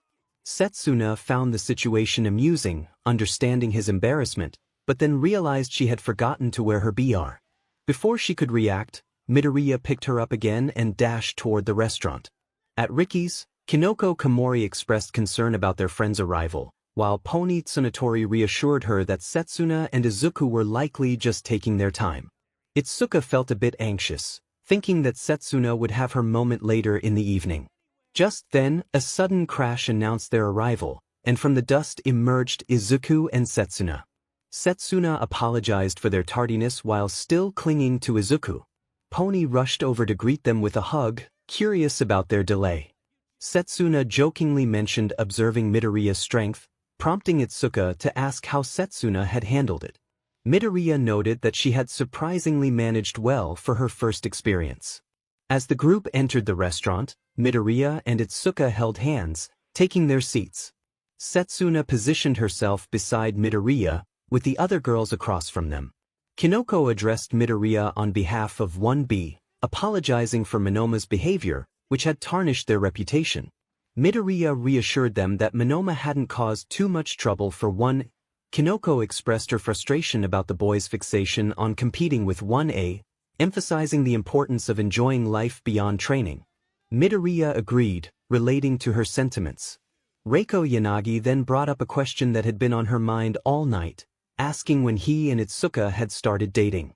Midoriya nearly choked on his drink, caught off guard by the inquiry. Itsuka whispered to him that she had only shared their dating status without mentioning other girls.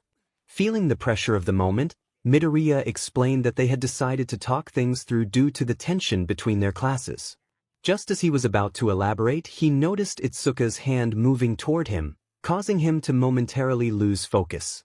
Pony asked if something was wrong, to which he quickly replied that everything was fine and returned to his story. He explained how he and Itsuka had met at a coffee shop to discuss improving relations between their classes, leading to deeper conversations about their interests and aspirations as heroes. "That sounds incredibly romantic," Pony remarked. Itsuka smiled proudly as she shared that they had been dating ever since. Meanwhile, under the table, she was discreetly giving Midoriya some attention, hidden from most of the group. However, Setsuna noticed and felt a twinge of jealousy that her older sister was having fun. Not wanting to be left out, Setsuna also reached out to Midoriya, though she wasn't as skilled as Itsuka. Midoriya's body trembled slightly from the unexpected sensations, which didn't go unnoticed by Ibara, who asked if he was okay. Midoriya assured everyone he was fine, just as their waiter approached the table. "Welcome to Ricky's. What can I get for you?" the waiter inquired. Komori ordered mushroom soup, Ibara requested pasta with bread, Pony chose apple pie. Itsuka asked for a salad, and Midoriya decided on katsudon. The waiter collected their menus and handed out utensils. Curious, Reiko asked Midoriya about his experience in Class 1A. He described it as exciting, filled with quirky individuals that made for an entertaining atmosphere. Yui expressed surprise, thinking it might be challenging due to the personalities in the class. Midoriya chuckled, noting that some students had similar thoughts. Their laughter filled the air until their food arrived sooner than expected. Midoriya commented on the impressive speed of the chef, who could bake a massive cake in mere minutes. As Midoriya engaged in conversation, he remained unaware of the escalating situation beneath the table. Itsuka discreetly positioned her salad in a way that drew attention. Yui, while reaching down to pick up her spoon, was taken aback by the unexpected sight beneath the table. She had never anticipated witnessing such a scene, especially after learning about Itsuka and Midoriya's new relationship. The realization hit her hard, and she couldn't help but feel a mix of shock and concern. Yui quickly returned to her seat, trying to process what she had just seen. Ibara noticed her prolonged absence and asked if she was all right. Yui brushed it off, wiping her face and trying to regain her composure. Despite the chaos, she felt a strong urge to inform Itsuka about Midoriya's actions, needing to do so before the night ended. "Kodiya, are you okay?" Midoriya asked, sensing something was off. Yui replied defensively, questioning why he thought otherwise. Izuku noted her intense gaze, which left the other girls puzzled. Yui continued to eat quietly, her expression still conveying her frustration. Pony encouraged her to lighten up, but Yui remained focused, her mind racing with thoughts of what she had witnessed. "I think she knows," Izuku whispered to Itsuka, who confirmed his suspicion. Setsuna chimed in, acknowledging that it was only a matter of time before the truth came out. After finishing their meal, the group left the restaurant, leaving a generous tip for their server. Izuku inquired about their next plan, curious about what the girls had in mind.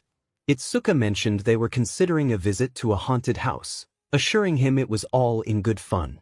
Midoriya then asked how Reiko had learned about this place.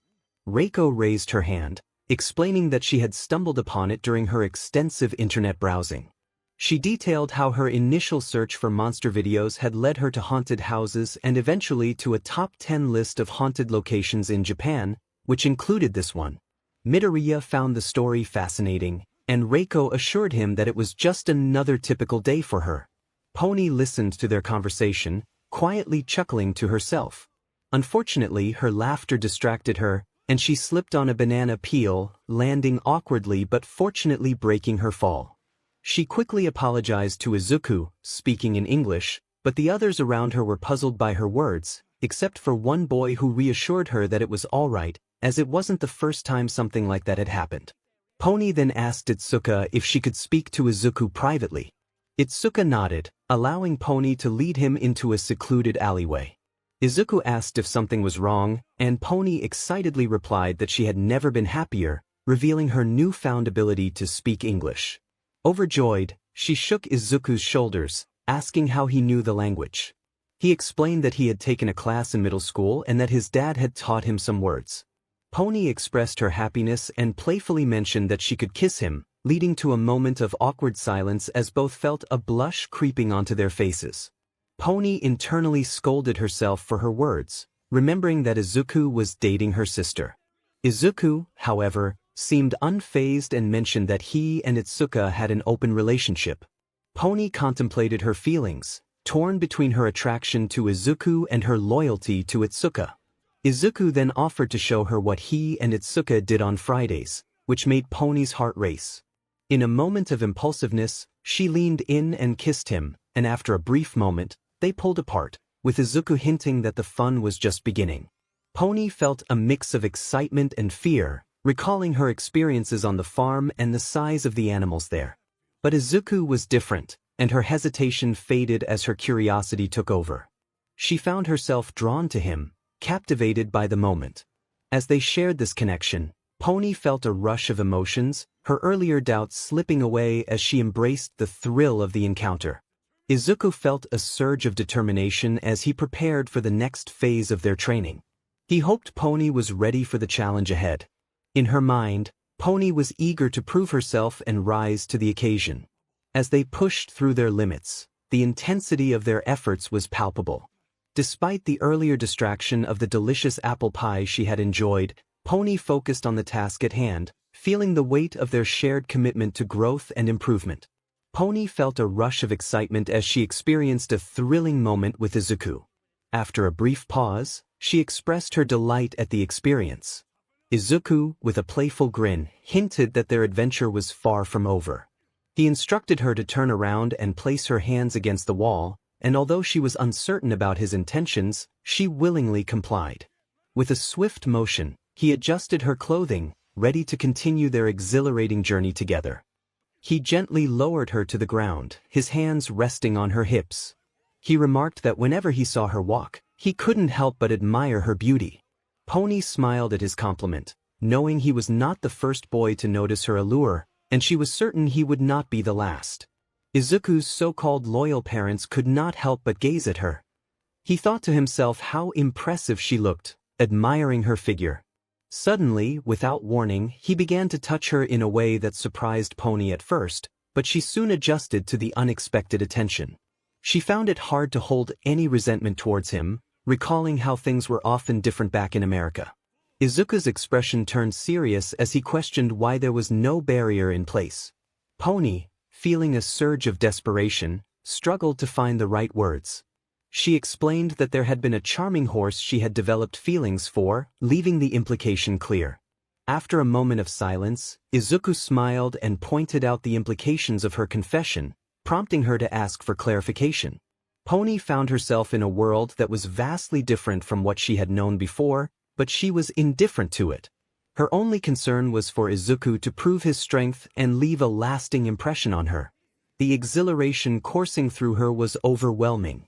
Even as Izuku's presence filled her with intensity, it felt as though she was floating on air. Pony felt she had no other option. Pony struggled to keep up with Izuku's overwhelming presence. It felt as though he was pushing her limits, yet she relished every moment of it. Lost in a state of euphoria, she experienced a bliss unlike anything before. Izuku, unaware of her complete surrender, lifted her effortlessly, positioning her in a way that sent her thoughts spiraling. Her mind drifted far away, consumed by a singular focus on Izuku. As the moment continued, Pony remained blissfully unaware of the slowing pace. However, she did notice the warmth enveloping her, a sensation that was almost too much to bear. Gently, Izuku set Pony down, careful not to cause her any discomfort. After helping her with her clothes, he observed that she seemed to be in a daze, unresponsive to her surroundings. This was not the first time he had encountered such a reaction. He recalled similar experiences with Jiro and Tsuyu. To bring Pony back to reality, Izuku decided to surprise her with an unexpected gesture, a heartfelt kiss. As their lips met, Pony's eyes widened in astonishment, taken aback by the intensity of the moment. Izuku poured his feelings into the kiss, fully engaging and leaving her breathless. In response to the kiss, Pony attempted to reciprocate, but Izuku's experience left her efforts ineffective. Despite her determination, Izuku maintained control, and after a moment, he pulled away to allow her to catch her breath. He checked on her, noticing her confusion and the blush that colored her cheeks. Pony assured him she was fine, though she struggled to stand and ended up sitting back down. Izuku offered his assistance, and she gratefully accepted, wrapping her arm around his shoulder as he effortlessly lifted her to her feet. Izuku then posed a question to Pony, curious about her thoughts. She encouraged him to ask anything, and he inquired why she cared about his English-speaking skills. A slight blush crept onto her face as she replied that it was a personal matter. He reassured her that she didn't have to share if she didn't want to, and they walked in silence for a moment. Finally, Pony opened up, expressing her feelings of loneliness due to her limited Japanese skills, which hindered her ability to connect with others. She revealed that the only person she could communicate with in English was Nito, who often played tricks on her, making her say hurtful things. It was a vulnerable moment for her, sharing her struggles with someone she barely knew. Izuku offered her a listening ear, letting her know she could talk to him anytime. His words brought a deep blush to Pony's cheeks, illuminating her face even in the dim light. She smiled brightly, appreciating his kindness. Just then, a voice interrupted them, and they turned to see Reiko standing nearby with a neutral expression. She informed them that they needed to leave before the attraction closed, adding that she had witnessed everything. This revelation left both Pony and Izuku blushing furiously. 30 minutes later, Itsuka announced their arrival with pride, feeling that the effort of walking there was worthwhile. The attraction resembled a genuine haunted house, and without the signs and promotional staff outside, many would have overlooked it. Pony shivered at the eerie atmosphere, expressing her fear. Kinoko bravely reassured her that everything inside was fake, though Setsuna questioned her certainty. Kinoko confidently affirmed her belief, and Setsuna proposed a bet.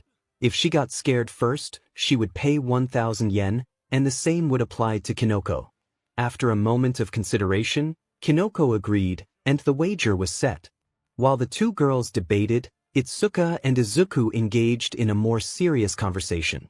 Itsuka asked about Pony, and Izuku shared that she had done well for her first time, appreciating her qualities. Itsuka expressed her happiness for Pony and mentioned that Reiko had seen them together. Izuku noted that Reiko didn't seem bothered by it, leading Itsuka to suggest that Reiko might be interested in him. Izuku found it hard to gauge Reiko's feelings, noting her unusual hand movements, which Itsuka explained were her way of expressing herself. Izuku acknowledged his observational skills, which had been pointed out to him before. Setsuna interrupted, reminding them that they needed to enter the attraction in pairs. Itsuka thought for a moment before assigning pairs. Izuku with Reiko, Yui with herself, Kinoko with Setsuna, and Ibara with Pony. Yui expressed her longing to pair with Ibara instead, and Itsuka agreed without hesitation. As they prepared to enter, Izuka found it amusing that Setsuna and Kinoko were still bickering about who would be scared first. The ghost girl asked Izuku if he had ever been to a haunted house before, to which he replied that it was his first time. She remarked that there was a first time for everything as she led him inside. Now inside, the place resembled a scene from a horror movie. The room was filled with numerous props and decorations, showcasing the effort many had put into creating this atmosphere. Spider webs were scattered throughout, adding to the eerie feeling that unsettled Izuku. In contrast, Reiko appeared completely at ease, as if she were accustomed to such surroundings. A loud, unsettling echoed through the air, heightening Midoriya's anxiety. Reiko extended her hand, offering comfort, suggesting that if he felt scared, he could hold on to her. Despite his initial reluctance, recalling memories of All for One, he eventually took her hand, acknowledging that feeling scared was a natural response, even for heroes. As they continued walking, nearing their first stop, Izuku inquired about Reiko's earlier observation of him and Pony. Her free hand moved animatedly, a reflection of her emotions, though she struggled to express them verbally. She explained that it was difficult to articulate her curiosity about certain things, particularly regarding experiences that were new to her. A blush crept onto both their faces as the conversation took a more personal turn. Reiko insisted on knowing more immediately, despite their public surroundings. With a playful push, she maneuvered them into a small space between the walls, creating an NTMT setting. Reiko's hands explored Midoriya's chest, discovering the unexpected strength beneath his clothing. As their connection deepened, Izuku leaned in to kiss her, catching Reiko by surprise. It was her first kiss, and she found it exhilarating. The warmth of his breath and the sweetness of his lips made her heart race. They lingered in the moment until Reiko needed to catch her breath. She expressed her delight at the experience, and Izuku, eager to continue, leaned in for another kiss. In the midst of their closeness, Reiko playfully teased him, asking if he liked what he saw. The excitement in his eyes was unmistakable. She revealed more of herself, inviting his gaze with a playful challenge. Their chemistry intensified as they shared kisses, and Reiko's curiosity about their connection grew stronger. As they embraced, the atmosphere around them pulsed with energy, each moment drawing them closer together. Izuku, sensing her eagerness, felt a rush of emotions as they navigated this new territory together, both exhilarated and nervous about what lay ahead. Izuku felt a rush of excitement as he and Reiko shared a moment of intense connection. Reiko, her expression filled with longing, urged him to continue, overwhelmed by the sensations they were experiencing together. Izuku, wanting to fulfill her wishes, embraced the moment fully. Reiko felt a mix of pain and pleasure, her body responding in ways she had never imagined before. It was a new experience for her, one that left her breathless and exhilarated. As they continued, Izuku noticed the intensity of their actions increasing, each movement filled with a powerful energy. Reiko felt a sudden wave of sensation wash over her, reminiscent of her more adventurous internet explorations. She was left gasping for breath, her energy nearly depleted. Izuku, though also fatigued, still had some strength left, but he could feel the toll of the day weighing on him.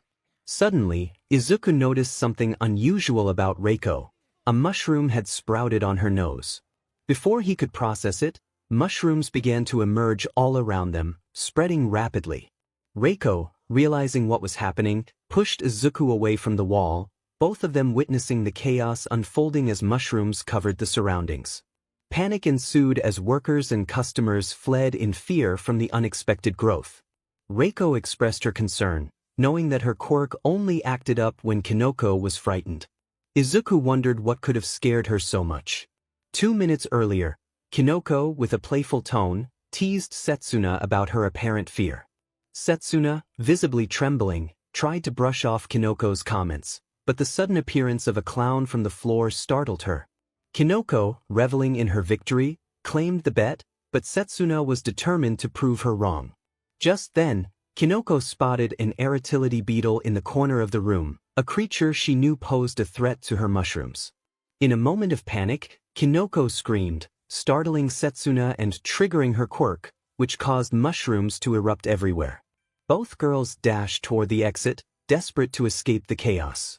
30 minutes later, Kinoko, filled with regret, apologized for the incident that had led to their current predicament. Itsuka reassured her, emphasizing that it was an accident. Izuku joined in, offering comfort as well. Kinoko's spirits lifted slightly, but Setsuna's expression shifted to one of frustration. She reminded Kinoko of the bet, her hair now tangled with mushrooms, as well as the unfortunate state of Reiko and Ibara. Kinoko continued to apologize, tears in her eyes, prompting Itsuka to intervene and ask Setsuna to ease up on her. Setsuna then had a clever idea, suggesting an alternative way for Kinoko to repay her.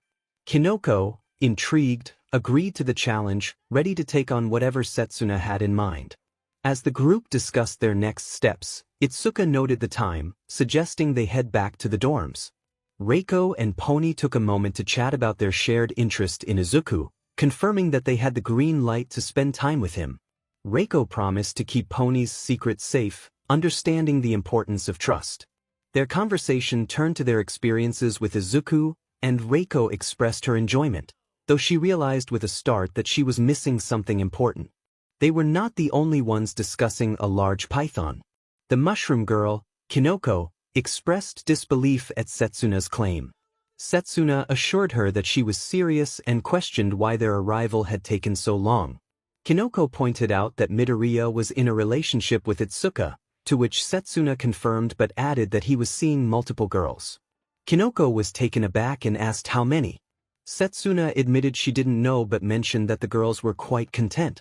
Kinoko then inquired about her own involvement, to which Setsuna boldly stated that she wanted Kinoko to pursue Midoriya. Kinoko was momentarily stunned by this request. She questioned how this would benefit Setsuna and why she was chosen. Setsuna explained that she was curious to see how someone like Kinoko would handle Izuku. Kinoko, feeling a surge of confidence, speculated that he might become loyal to her. Setsuna's eyes flared with determination as she challenged Kinoko's ability to satisfy him, suggesting that Izuku would prefer someone with more to offer. Kinoko countered that if that were true, Setsuna would attract more admirers. This exchange only fueled Setsuna's frustration, leading her to assert that Kinoko would need to prove her worth. Meanwhile, another pair of girls was engaged in a significant conversation. Ibara expressed her happiness for Itsuka's relationship with Midoriya, and Itsuka appreciated the sentiment. As they spoke, Ibara recalled a troubling conversation with Yui. In the flashback, Ibara reacted with disbelief when Yui revealed that Midoriya was unfaithful to Itsuka. Yui insisted that it was true and explained her suspicions about Setsuna and Pony being involved with Izuku. Ibara questioned why Yui confided in her, and Yui responded that she trusted her. Acknowledging the gravity of the situation, Ibara prayed for guidance against the perceived wrongdoing, but her prayer was interrupted as mushrooms began to sprout around them. Yui quickly grabbed Ibara and urged her to escape, leaving Ibara frustrated about not finishing her prayer. Back in the present, Itsuka checked on Ibara, who had momentarily lost focus. Ibara apologized and shared that her visit had been enjoyable. Their conversation continued as another discussion began nearby.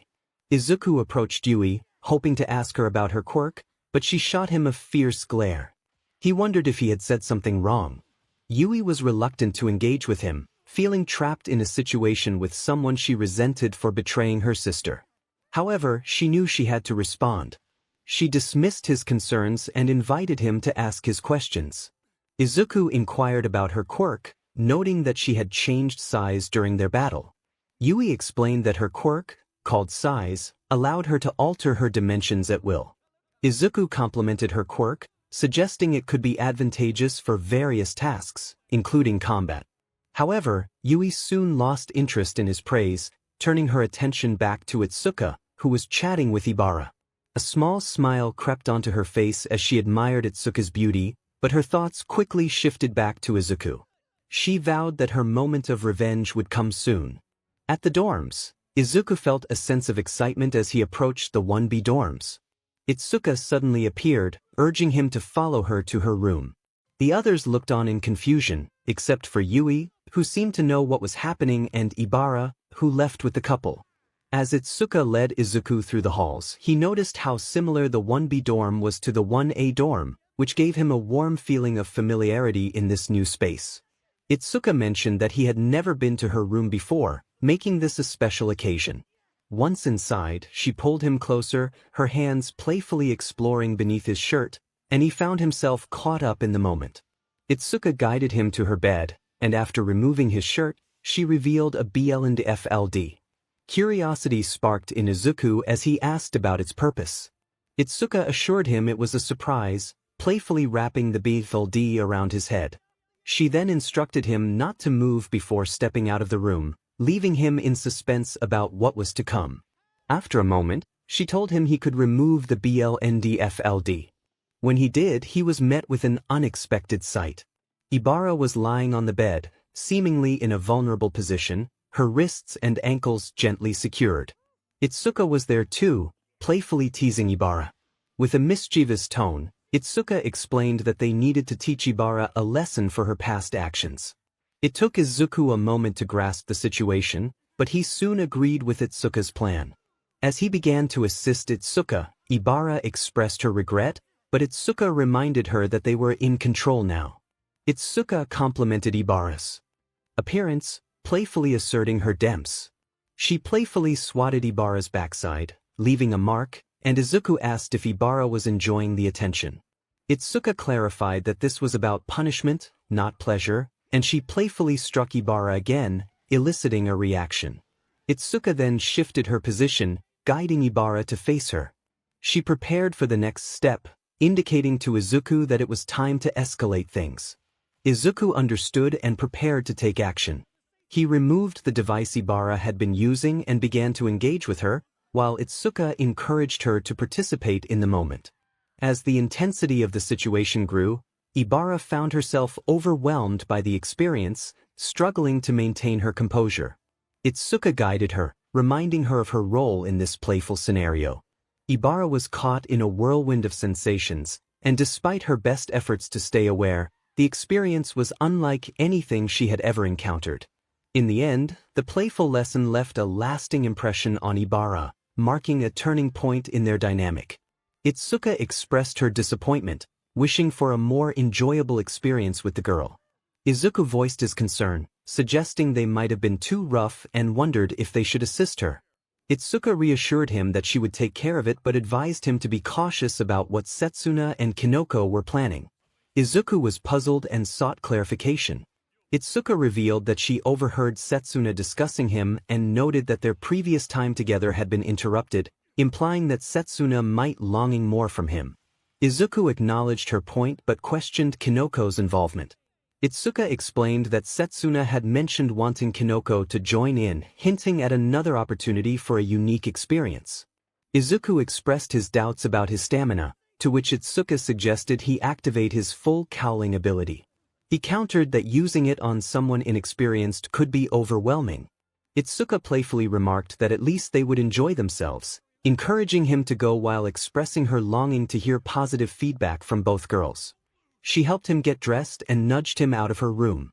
As Izuku stepped out, he was greeted by Setsuna, who had been waiting for him. She and Kinoko both sought his opinion on a matter they deemed important. Kinoko grasped one of his arms while Setsuna held the other, leading him to discuss the topic in Kinoko's room. Setsuna insisted her room was better, but Kinoko argued that hers was closer. Setsuna countered that her room lacked the mushrooms that filled Kinoko's space. Midoriya intervened, suggesting they calm down and simply talk. Kinoko pointed to her door, indicating its proximity. Upon entering Kinoko's room, Izuku quickly realized the truth behind Setsuna's remark. The space was indeed filled with mushrooms, even the bed was shaped like one. He inquired about the reason for their gathering. Kinoko and Setsuna exchanged glances before asking him who he found more attractive. A brief silence followed before Izuku expressed his confusion. Setsuna explained that Kinoko believed her slender figure made her more appealing, and she intended to prove otherwise. She leaned in and kissed Izuku, attempting to impress him, but Kinoko found it amusing. Kinoko remarked that if that was Setsuna's best effort, she had already lost. Kinoko then playfully revealed her BR, tossing it at Izuku, which caused him to blush. Setsuna responded by removing her shirt, surprising both him and Kinoko. She claimed that Izuku would prefer her fuller figure. Kinoko, feeling a bit self-conscious, blushed at the comparison but decided to show off her own body, despite her smaller stature. Izuku's face turned even redder as he felt a reaction. Kinoko teased that perhaps Izuku favored smaller girls, leaning closer to him with a mischievous expression. Setsuna, noticing the tension, asked Kinoko if she was feeling nervous. Kinoko feigned confidence, claiming she had seen much larger mushrooms before. Izuku, concerned, suggested that Kinoko didn't have to go through with anything. Kinoko insisted that she appreciated his concern but wanted him to undress as well. Reluctantly, he complied, removing his shirt and causing Kinoko to blush at his muscular physique, which was unlike anything she had seen before. Setsuna teased Kinoko about her blush, but before she could retort, Izuku kissed Kinoko, catching her off guard. The kiss took her breath away, and despite it being her first, she felt a spark of affection. After a moment, Izuku broke the kiss and asked her to stop competing. Kinoko, overwhelmed by her feelings, realized she had fallen for him in that instant. She agreed to his request, still caught up in the moment, and pointed to his breathes, seeking permission. Izuku nodded, and as she lowered his breathes, a sense of excitement filled the air. Kinoko understood the size was significant, but it exceeded her expectations. She stood in awe, her expression one of disbelief. How could anyone possess such an impressive attribute? It seemed almost unreal. Izuku pointed out that they wouldn't make any progress if she remained frozen in place. Izuku was relentless, pushing forward with determination as Kinoko lay on the bed, overwhelmed and exhausted. Her thoughts were consumed by him, and all she desired was for him to continue. Kinoko felt a rush of sensations as Izuku's energy surged. He released her, and she collapsed onto the bed, breathless. Setsuna observed the scene, impressed by Kinoko's endurance and noting that Izuku was beginning to tire. Setsuna commented on Izuku's apparent fatigue, trying to reassure him. Despite his heavy breathing, Izuku was determined to keep going. He asked Setsuna if she remembered full cowling, and her eyes widened in realization. With a burst of energy, Izuku activated 3% of his quirk and swiftly moved behind her, surprising Setsuna. She stumbled back onto the bed, but Izuku was undeterred, continuing to push forward. He continued to play with the D-cup redacted.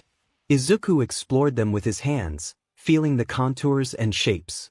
Setsuna began to respond positively to his touch.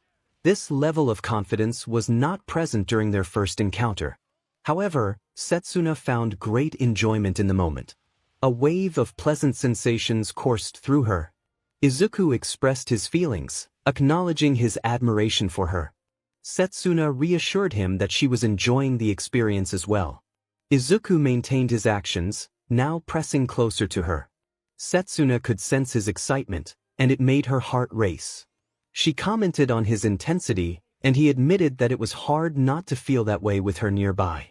The reptilian girl reveled in the connection they shared. Setsuna expressed her admiration for Izuku, her eyes shining with determination. She confidently removed her jeans, revealing her intent. With a boldness that surprised even herself, she declared her feelings for him. As Izuku noticed her resolve, he felt a rush of emotions. He asked her if she was truly prepared for what was about to happen. Setsuna affirmed her readiness, her heart racing with anticipation.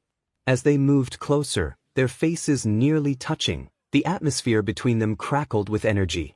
The warmth radiating from his quirk enveloped her, and the reptilian girl cherished the sensation. It was as if a hero was rescuing her. In a moment that took her by surprise, Izuku leaned in and kissed her gently. The kiss captivated her attention completely. leaving her unaware of everything else happening around them. Setsuna felt a whirlwind of emotions as she tried to focus, but Izuku's kiss captivated her completely. Despite the chaos around them, she found herself yearning for more, a deep longing that pulled her closer to him. She wrapped her arms and legs around him, drawing him nearer. Izuku's movements seemed to resonate within her, igniting sensations she had never experienced before. The kiss was overwhelming, sending her thoughts into a frenzy. Setsuna felt a strange warmth building within her, a feeling unlike anything she had encountered before. It was as if a powerful force was about to be unleashed, overwhelming and exhilarating all at once. Setsuna was left breathless, overwhelmed by the intensity of the moment. She wanted it to be the culmination of their encounter, but she knew from Kinoko that it was far from over. Izuku continued to press forward, showing no signs of slowing down. Setsuna began to dig her nails into his back, feeling as if her mind might shatter at any moment. She sensed how close he was to reaching his peak, a wave of energy building between them. The only thing keeping her grounded was the way Izuku admired her hair, gently stroking it throughout their time together. Curiously, she asked him why he was so focused on her hair. He responded that it was appealing, his admiration evident even amidst the intensity of their connection. Setsuna found his words amusing and giggled, acknowledging the oddity of his compliment. As the moment escalated, she let out a loud sound of exhilaration, feeling the rush of energy between them. She could sense the tension building, indicating that something significant was about to happen. Izuku called out that he was nearing his limit, and Setsuna urged him on, eager for the culmination of their shared experience. Kinoko stood up, catching her breath and placing her hand on her chest. She felt a sense of triumph as she declared her victory. Setsuna, struggling to regain her strength, looked at Kinoko in disbelief, wondering how she was still so agile despite the intense challenge they had just faced. Kinoko observed Izuku sitting on the bed, noticing that he appeared to be quite tense. She remarked that he seemed to be struggling with his current state, acknowledging his impressive stamina despite his smaller stature. Izuku thought to himself, the only person who could ever surprise him like this was Tsuyu.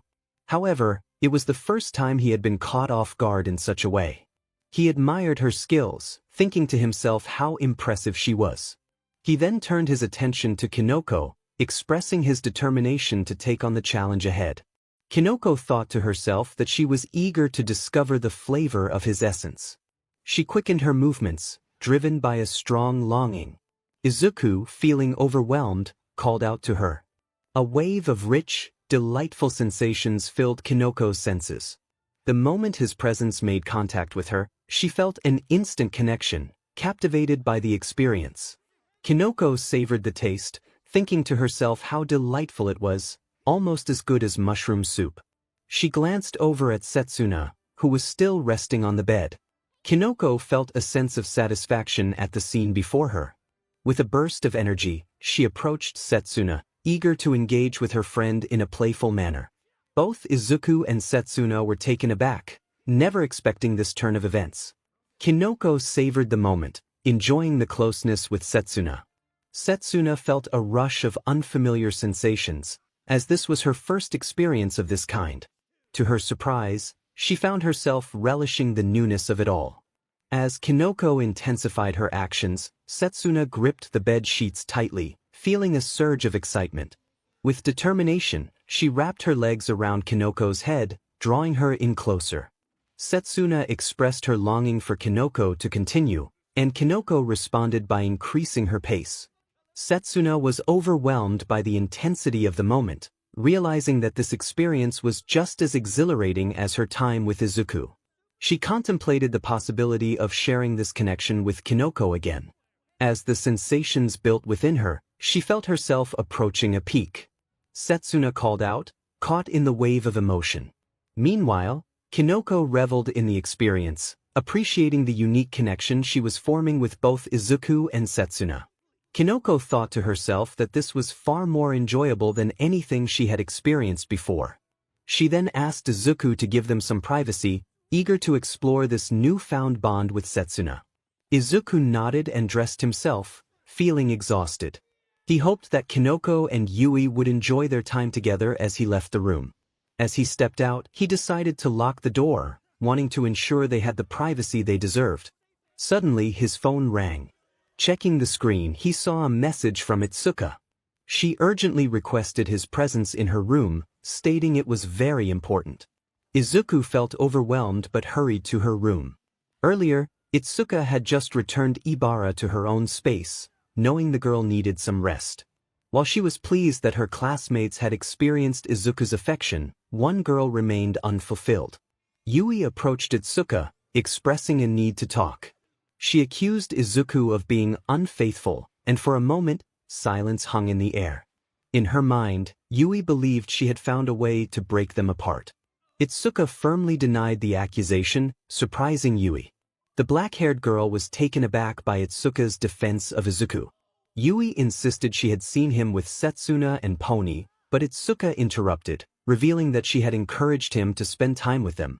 Yui was even more astonished and questioned Itsuka's meaning. Itsuka explained that the other girls in their class were not dating anyone because of Izuku and the unique situation he had created. Itsuka clarified that Izuku was in a relationship with them, providing them with special experiences. Yui was bewildered, struggling to comprehend the implications. Itsuka confirmed that she had also shared those experiences with Izuku, leaving Yui feeling betrayed and shocked. Noticing Yui's growing anger, Itsuka asked her why she felt that way. Yui expressed her frustration, feeling that Izuku had taken everything from her. In a moment of vulnerability, Yui shouted her longing to be with Itsuka, which momentarily silenced them both.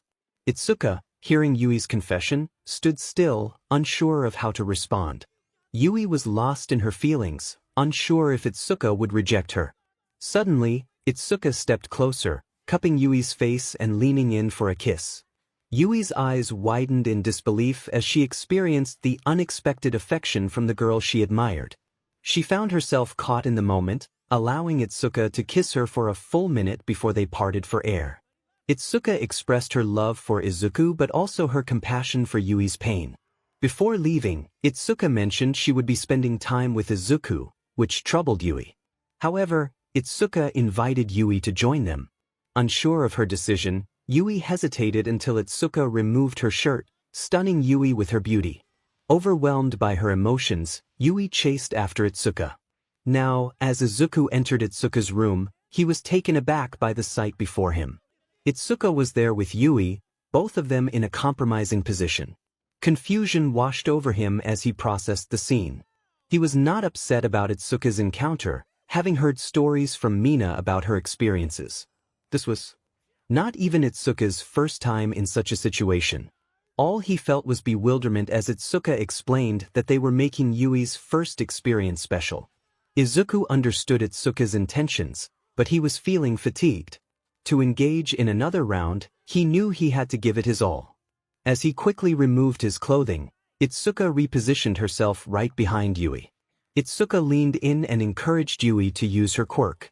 Yui was initially confused but soon realized Itsuka wanted her to either grow larger or shrink.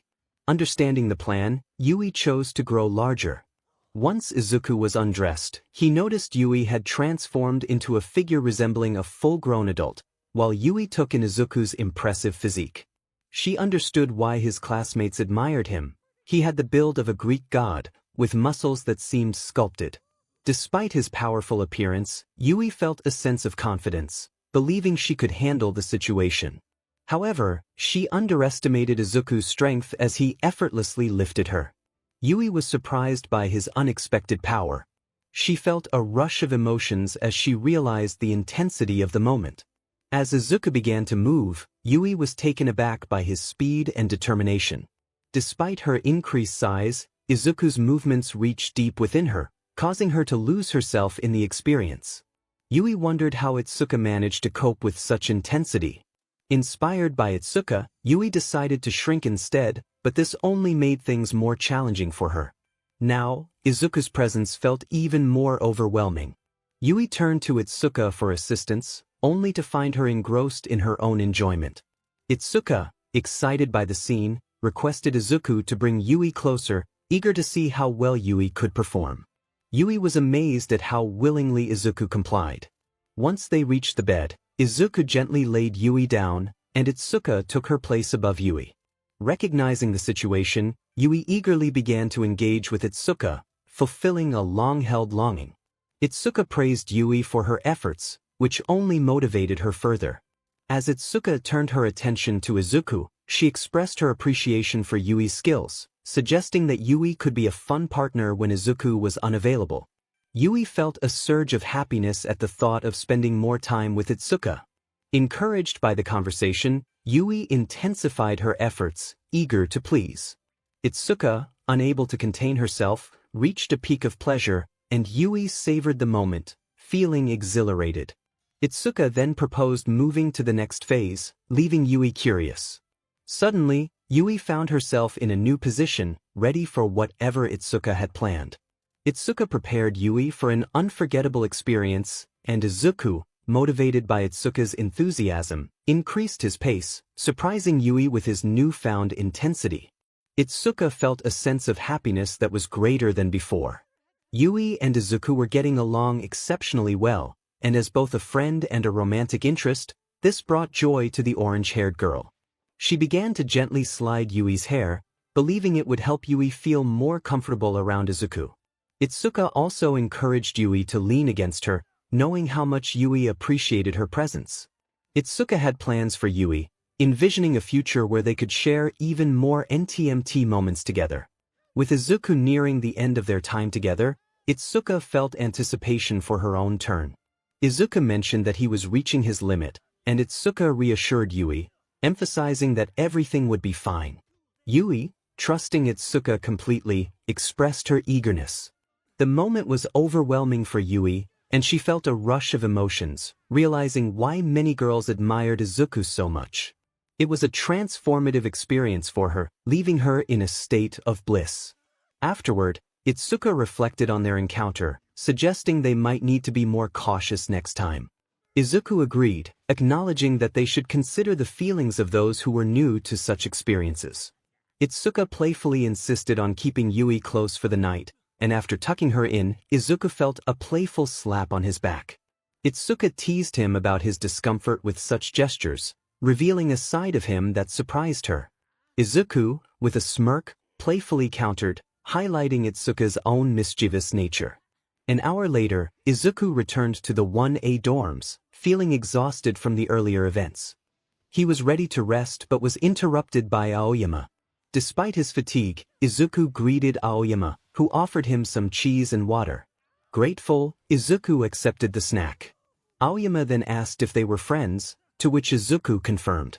Aoyama's next request caught Izuku off guard. He wanted to learn how to impress a woman. Izuku was taken aback, accidentally spitting out his drink in surprise, which landed on Aoyama. Aoyama explained that he had overheard Izuku's earlier conversation, leaving Izuku embarrassed and pleading for discretion. Aoyama assured him that his secret was safe, but Izuku worried about Mineta potentially hearing the same conversation. Aoyama quickly calmed him, stating that Mineta was occupied with a study group. Returning to the topic at hand, Aoyama struck a dramatic pose and reiterated his request. Izuku questioned why Aoyama was interested in such advice. Aoyama revealed that he had fallen in love, dramatically declaring his feelings for Bibamai Kenranzaki, a third-year student from the support course. Izuku was surprised and curious about Aoyama's choice, to which Aoyama passionately explained her unique spark and beauty. Izuku pointed out that Bibamai had placed second in a beauty pageant, to which Aoyama vehemently disagreed, insisting she deserved first place. After Aoyama calmed down, Izuku offered practical advice, suggesting that Aoyama take her out on a date. Aoyama confidently claimed that he had already been dating her for 2 weeks, leaving Izuku astonished at the news. Aoyama inquired why Midoriya was asking about their upcoming date. He explained that in a week, they would have another outing, and he anticipated it would be quite lively. Midoriya, feeling exhausted from a long day, suggested that he would share everything he knew the following day. Aoyama expressed gratitude, calling Midoriya a good friend, and wished him good night. Midoriya returned to his room, needing rest after a tiring day. However, as soon as he opened the door, something rushed out and knocked him to the ground. Mina exclaimed Midoriya's name as she playfully showered him with kisses on his cheek. Surprised, Midoriya asked what she was doing there. Mina replied that she had come to see him and continued her affectionate gestures, lifting him and pulling him toward his room. She suggested they have some fun, but Midoriya, trying to calm her down, explained that he didn't have the energy for anything too intense that day. Mina, momentarily disappointed, quickly shifted gears and proposed they engage in something else, naked cuddling. With that, she discarded her clothes and jumped onto him. Midoriya, taken aback, mumbled her name, but Mina insisted they needed to get him undressed. Before he knew it, he found himself without clothes, with Mina playfully tackling him onto the bed. He questioned if this was merely an excuse for her to see him without clothes, to which she playfully admitted it might be, but suggested they simply snuggle until morning. Overwhelmed by her enthusiasm, he found himself lying on the bed with her wrapped around him. Accepting the situation, he closed his eyes and wished her good night. Mina echoed his sentiment, and before she could close her eyes, he kissed her forehead. With his eyes shut, he missed the blush that crept onto her face as she silently expressed her affection for him. The next morning, Izuku woke up to an unusual sensation near his waist. As he moved the blankets, he realized Mina was playfully engaging with him. He reminded her of her earlier promise about no NTMT activities, to which she clarified that she had only mentioned cuddling until morning. Just then, Toru, unexpectedly appearing, asked if she could join in, surprising Midoriya. Mina welcomed her, and before he could react, both girls playfully pounced on him. In the 1B dorms, Yui woke up feeling surprisingly refreshed. She had a vivid dream involving Itsuka, but something felt off. A strange sensation in her stomach prompted her to check, and she discovered a sticky substance. Realizing it wasn't just a dream, she felt a wave of panic. Then she turned to see Itsuka, who was in a rather compromising state, simply stating that she was a bad girl. A week later, Pony remarked on how much she missed Midoriya since they last saw him. Reiko agreed, but Yui, with a hint of rudeness, expressed indifference. Itsuka chided Yui for her comment, prompting an apology from her. Setsuna wondered why Yui only apologized to Itsuka, and Kinoko suggested it might be love. They exchanged glances but dismissed the idea. Itsuka reminded everyone that the 1A girls would be arriving soon. Due to the ongoing rivalry between the classes, the school had decided to separate the boys and girls into different dorms for the weekend. The boys from 1B had already left, and they awaited the arrival of the girls from 1A. Pony expressed curiosity about the girls, and Itsuka reassured her that they were all nice. A knock at the door signaled the girls' arrival, and Itsuka welcomed them inside. Mina entered first, followed by the others, all carrying futons. Itsuka noted the surprise of their visit, and a familiar voice explained that she had come to stay due to the number of boys in the dorm. Suddenly, the girls shouted Midoriya's name in excitement. Jiro questioned their enthusiasm, prompting Tsuyu to ask Midoriya for an explanation. He shrugged, indicating it was a long story, and thought to himself that he should thank Namuri later for this fortunate situation. Meanwhile, Bakugo expressed his frustration about the television channel being changed, demanding to know who was responsible. Toguro Kamakiri retaliated, insisting that his show was on. This sparked a chaotic confrontation among the students. Jiroda Shishida shouted about someone tampering with his pudding, while Ida reminded him that expired pudding should not be consumed. Amidst this turmoil, one person remained unbothered by the commotion. Denki called out to Midoriya, acknowledging his luck in avoiding the chaos. Izuku inquired about Aoyama's recent date, to which Aoyama responded that it had gone splendidly, crediting Izuku's lessons for his success. After school, the two friends were enjoying a casual conversation. Aoyama asked how things were going with Izuku's romantic interests. Izuku explained that ever since rumors spread about his encounters with the girls from Class 1B, the girls in his own class had become more competitive. They would often pull him away whenever they spotted a girl from 1B, insisting that they were superior. This behavior was starting to annoy him. Aoyama suggested that Izuku should talk to them about it, but Izuku lamented that they wouldn't listen. He hinted that if things didn't improve, he might have to resort to more drastic measures. Just then, Midoriya's phone rang, and he saw that it was Mei Hatsum calling. He excused himself from Aoyama, answering the call with curiosity about her well-being. Hatsum urgently insisted that he needed to come over immediately, excitedly mentioning a new invention she wanted to show him. Midoriya agreed to visit but asked her not to do anything unusual. Hatsum playfully replied that she couldn't promise that, and she hung up, leaving Midoriya to bid farewell to Aoyama before rushing off. The support department. Standing before the imposing steel doors of the support department, Midoriya felt uncertain about what awaited him inside. He hesitated to knock, but eventually did so, only to be met with an unexpected explosion that blew the doors open. Something heavy landed on him, forcing him onto his back. He struggled to push it off, surprised by its weight and softness. As the smoke cleared, he realized it was Mei Hatsum sitting on him, her demeanor casual as she greeted him. Midoriya asked if that was another one of her inventions. Hatsum, pleased with his insight, eagerly pulled him into the development studio, insisting he see her latest creation. When he questioned if it was the one that had just exploded, she clarified that it was a different invention, one she claimed was very special. Curious, Izuku asked what made it so special. Hatsum explained that if her calculations were correct, this invention could save many lives worldwide. After navigating through the workshop, she revealed a peculiar device shaped like a banana. Izuku remarked on its odd appearance and asked what it did. Hatsum's answer left an awkward silence hanging in the air. She explained that it was designed to enhance pleasure for couples, aiming to address the issues that lead to separations. Confused, Izuku questioned why she was showing it to him. Hatsum simply stated that she needed a test subject.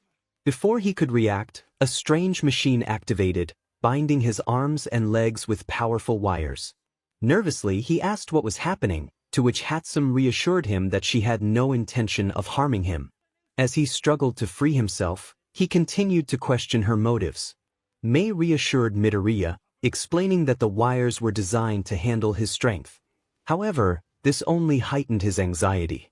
She encouraged him to relax, playfully mentioning that she was going to enhance him in a way that many would longing. As she unzipped his breathes, he expressed concern about potential dangers. Mei acknowledged the risks, admitting there was a small chance of malfunction, but she attempted to downplay his worries. Despite his protests, she proceeded, revealing the results of her invention. The transformation was astonishing as he now possessed a significantly larger size than before, which left Mei excited about the possibilities. She envisioned the impact this enhancement could have, imagining how it could benefit couples around the world. Meanwhile, Midoriya grappled with his thoughts, uncertain whether this change was a blessing or a burden, especially considering his previous experiences. Mei then declared it was time for his reward, surprising him with her sudden boldness. She had removed her clothing, feeling confident in her own skin. She playfully asked if he appreciated her appearance, and his reaction confirmed her suspicions. As their playful interaction continued, they shared a kiss that Mei would remember fondly.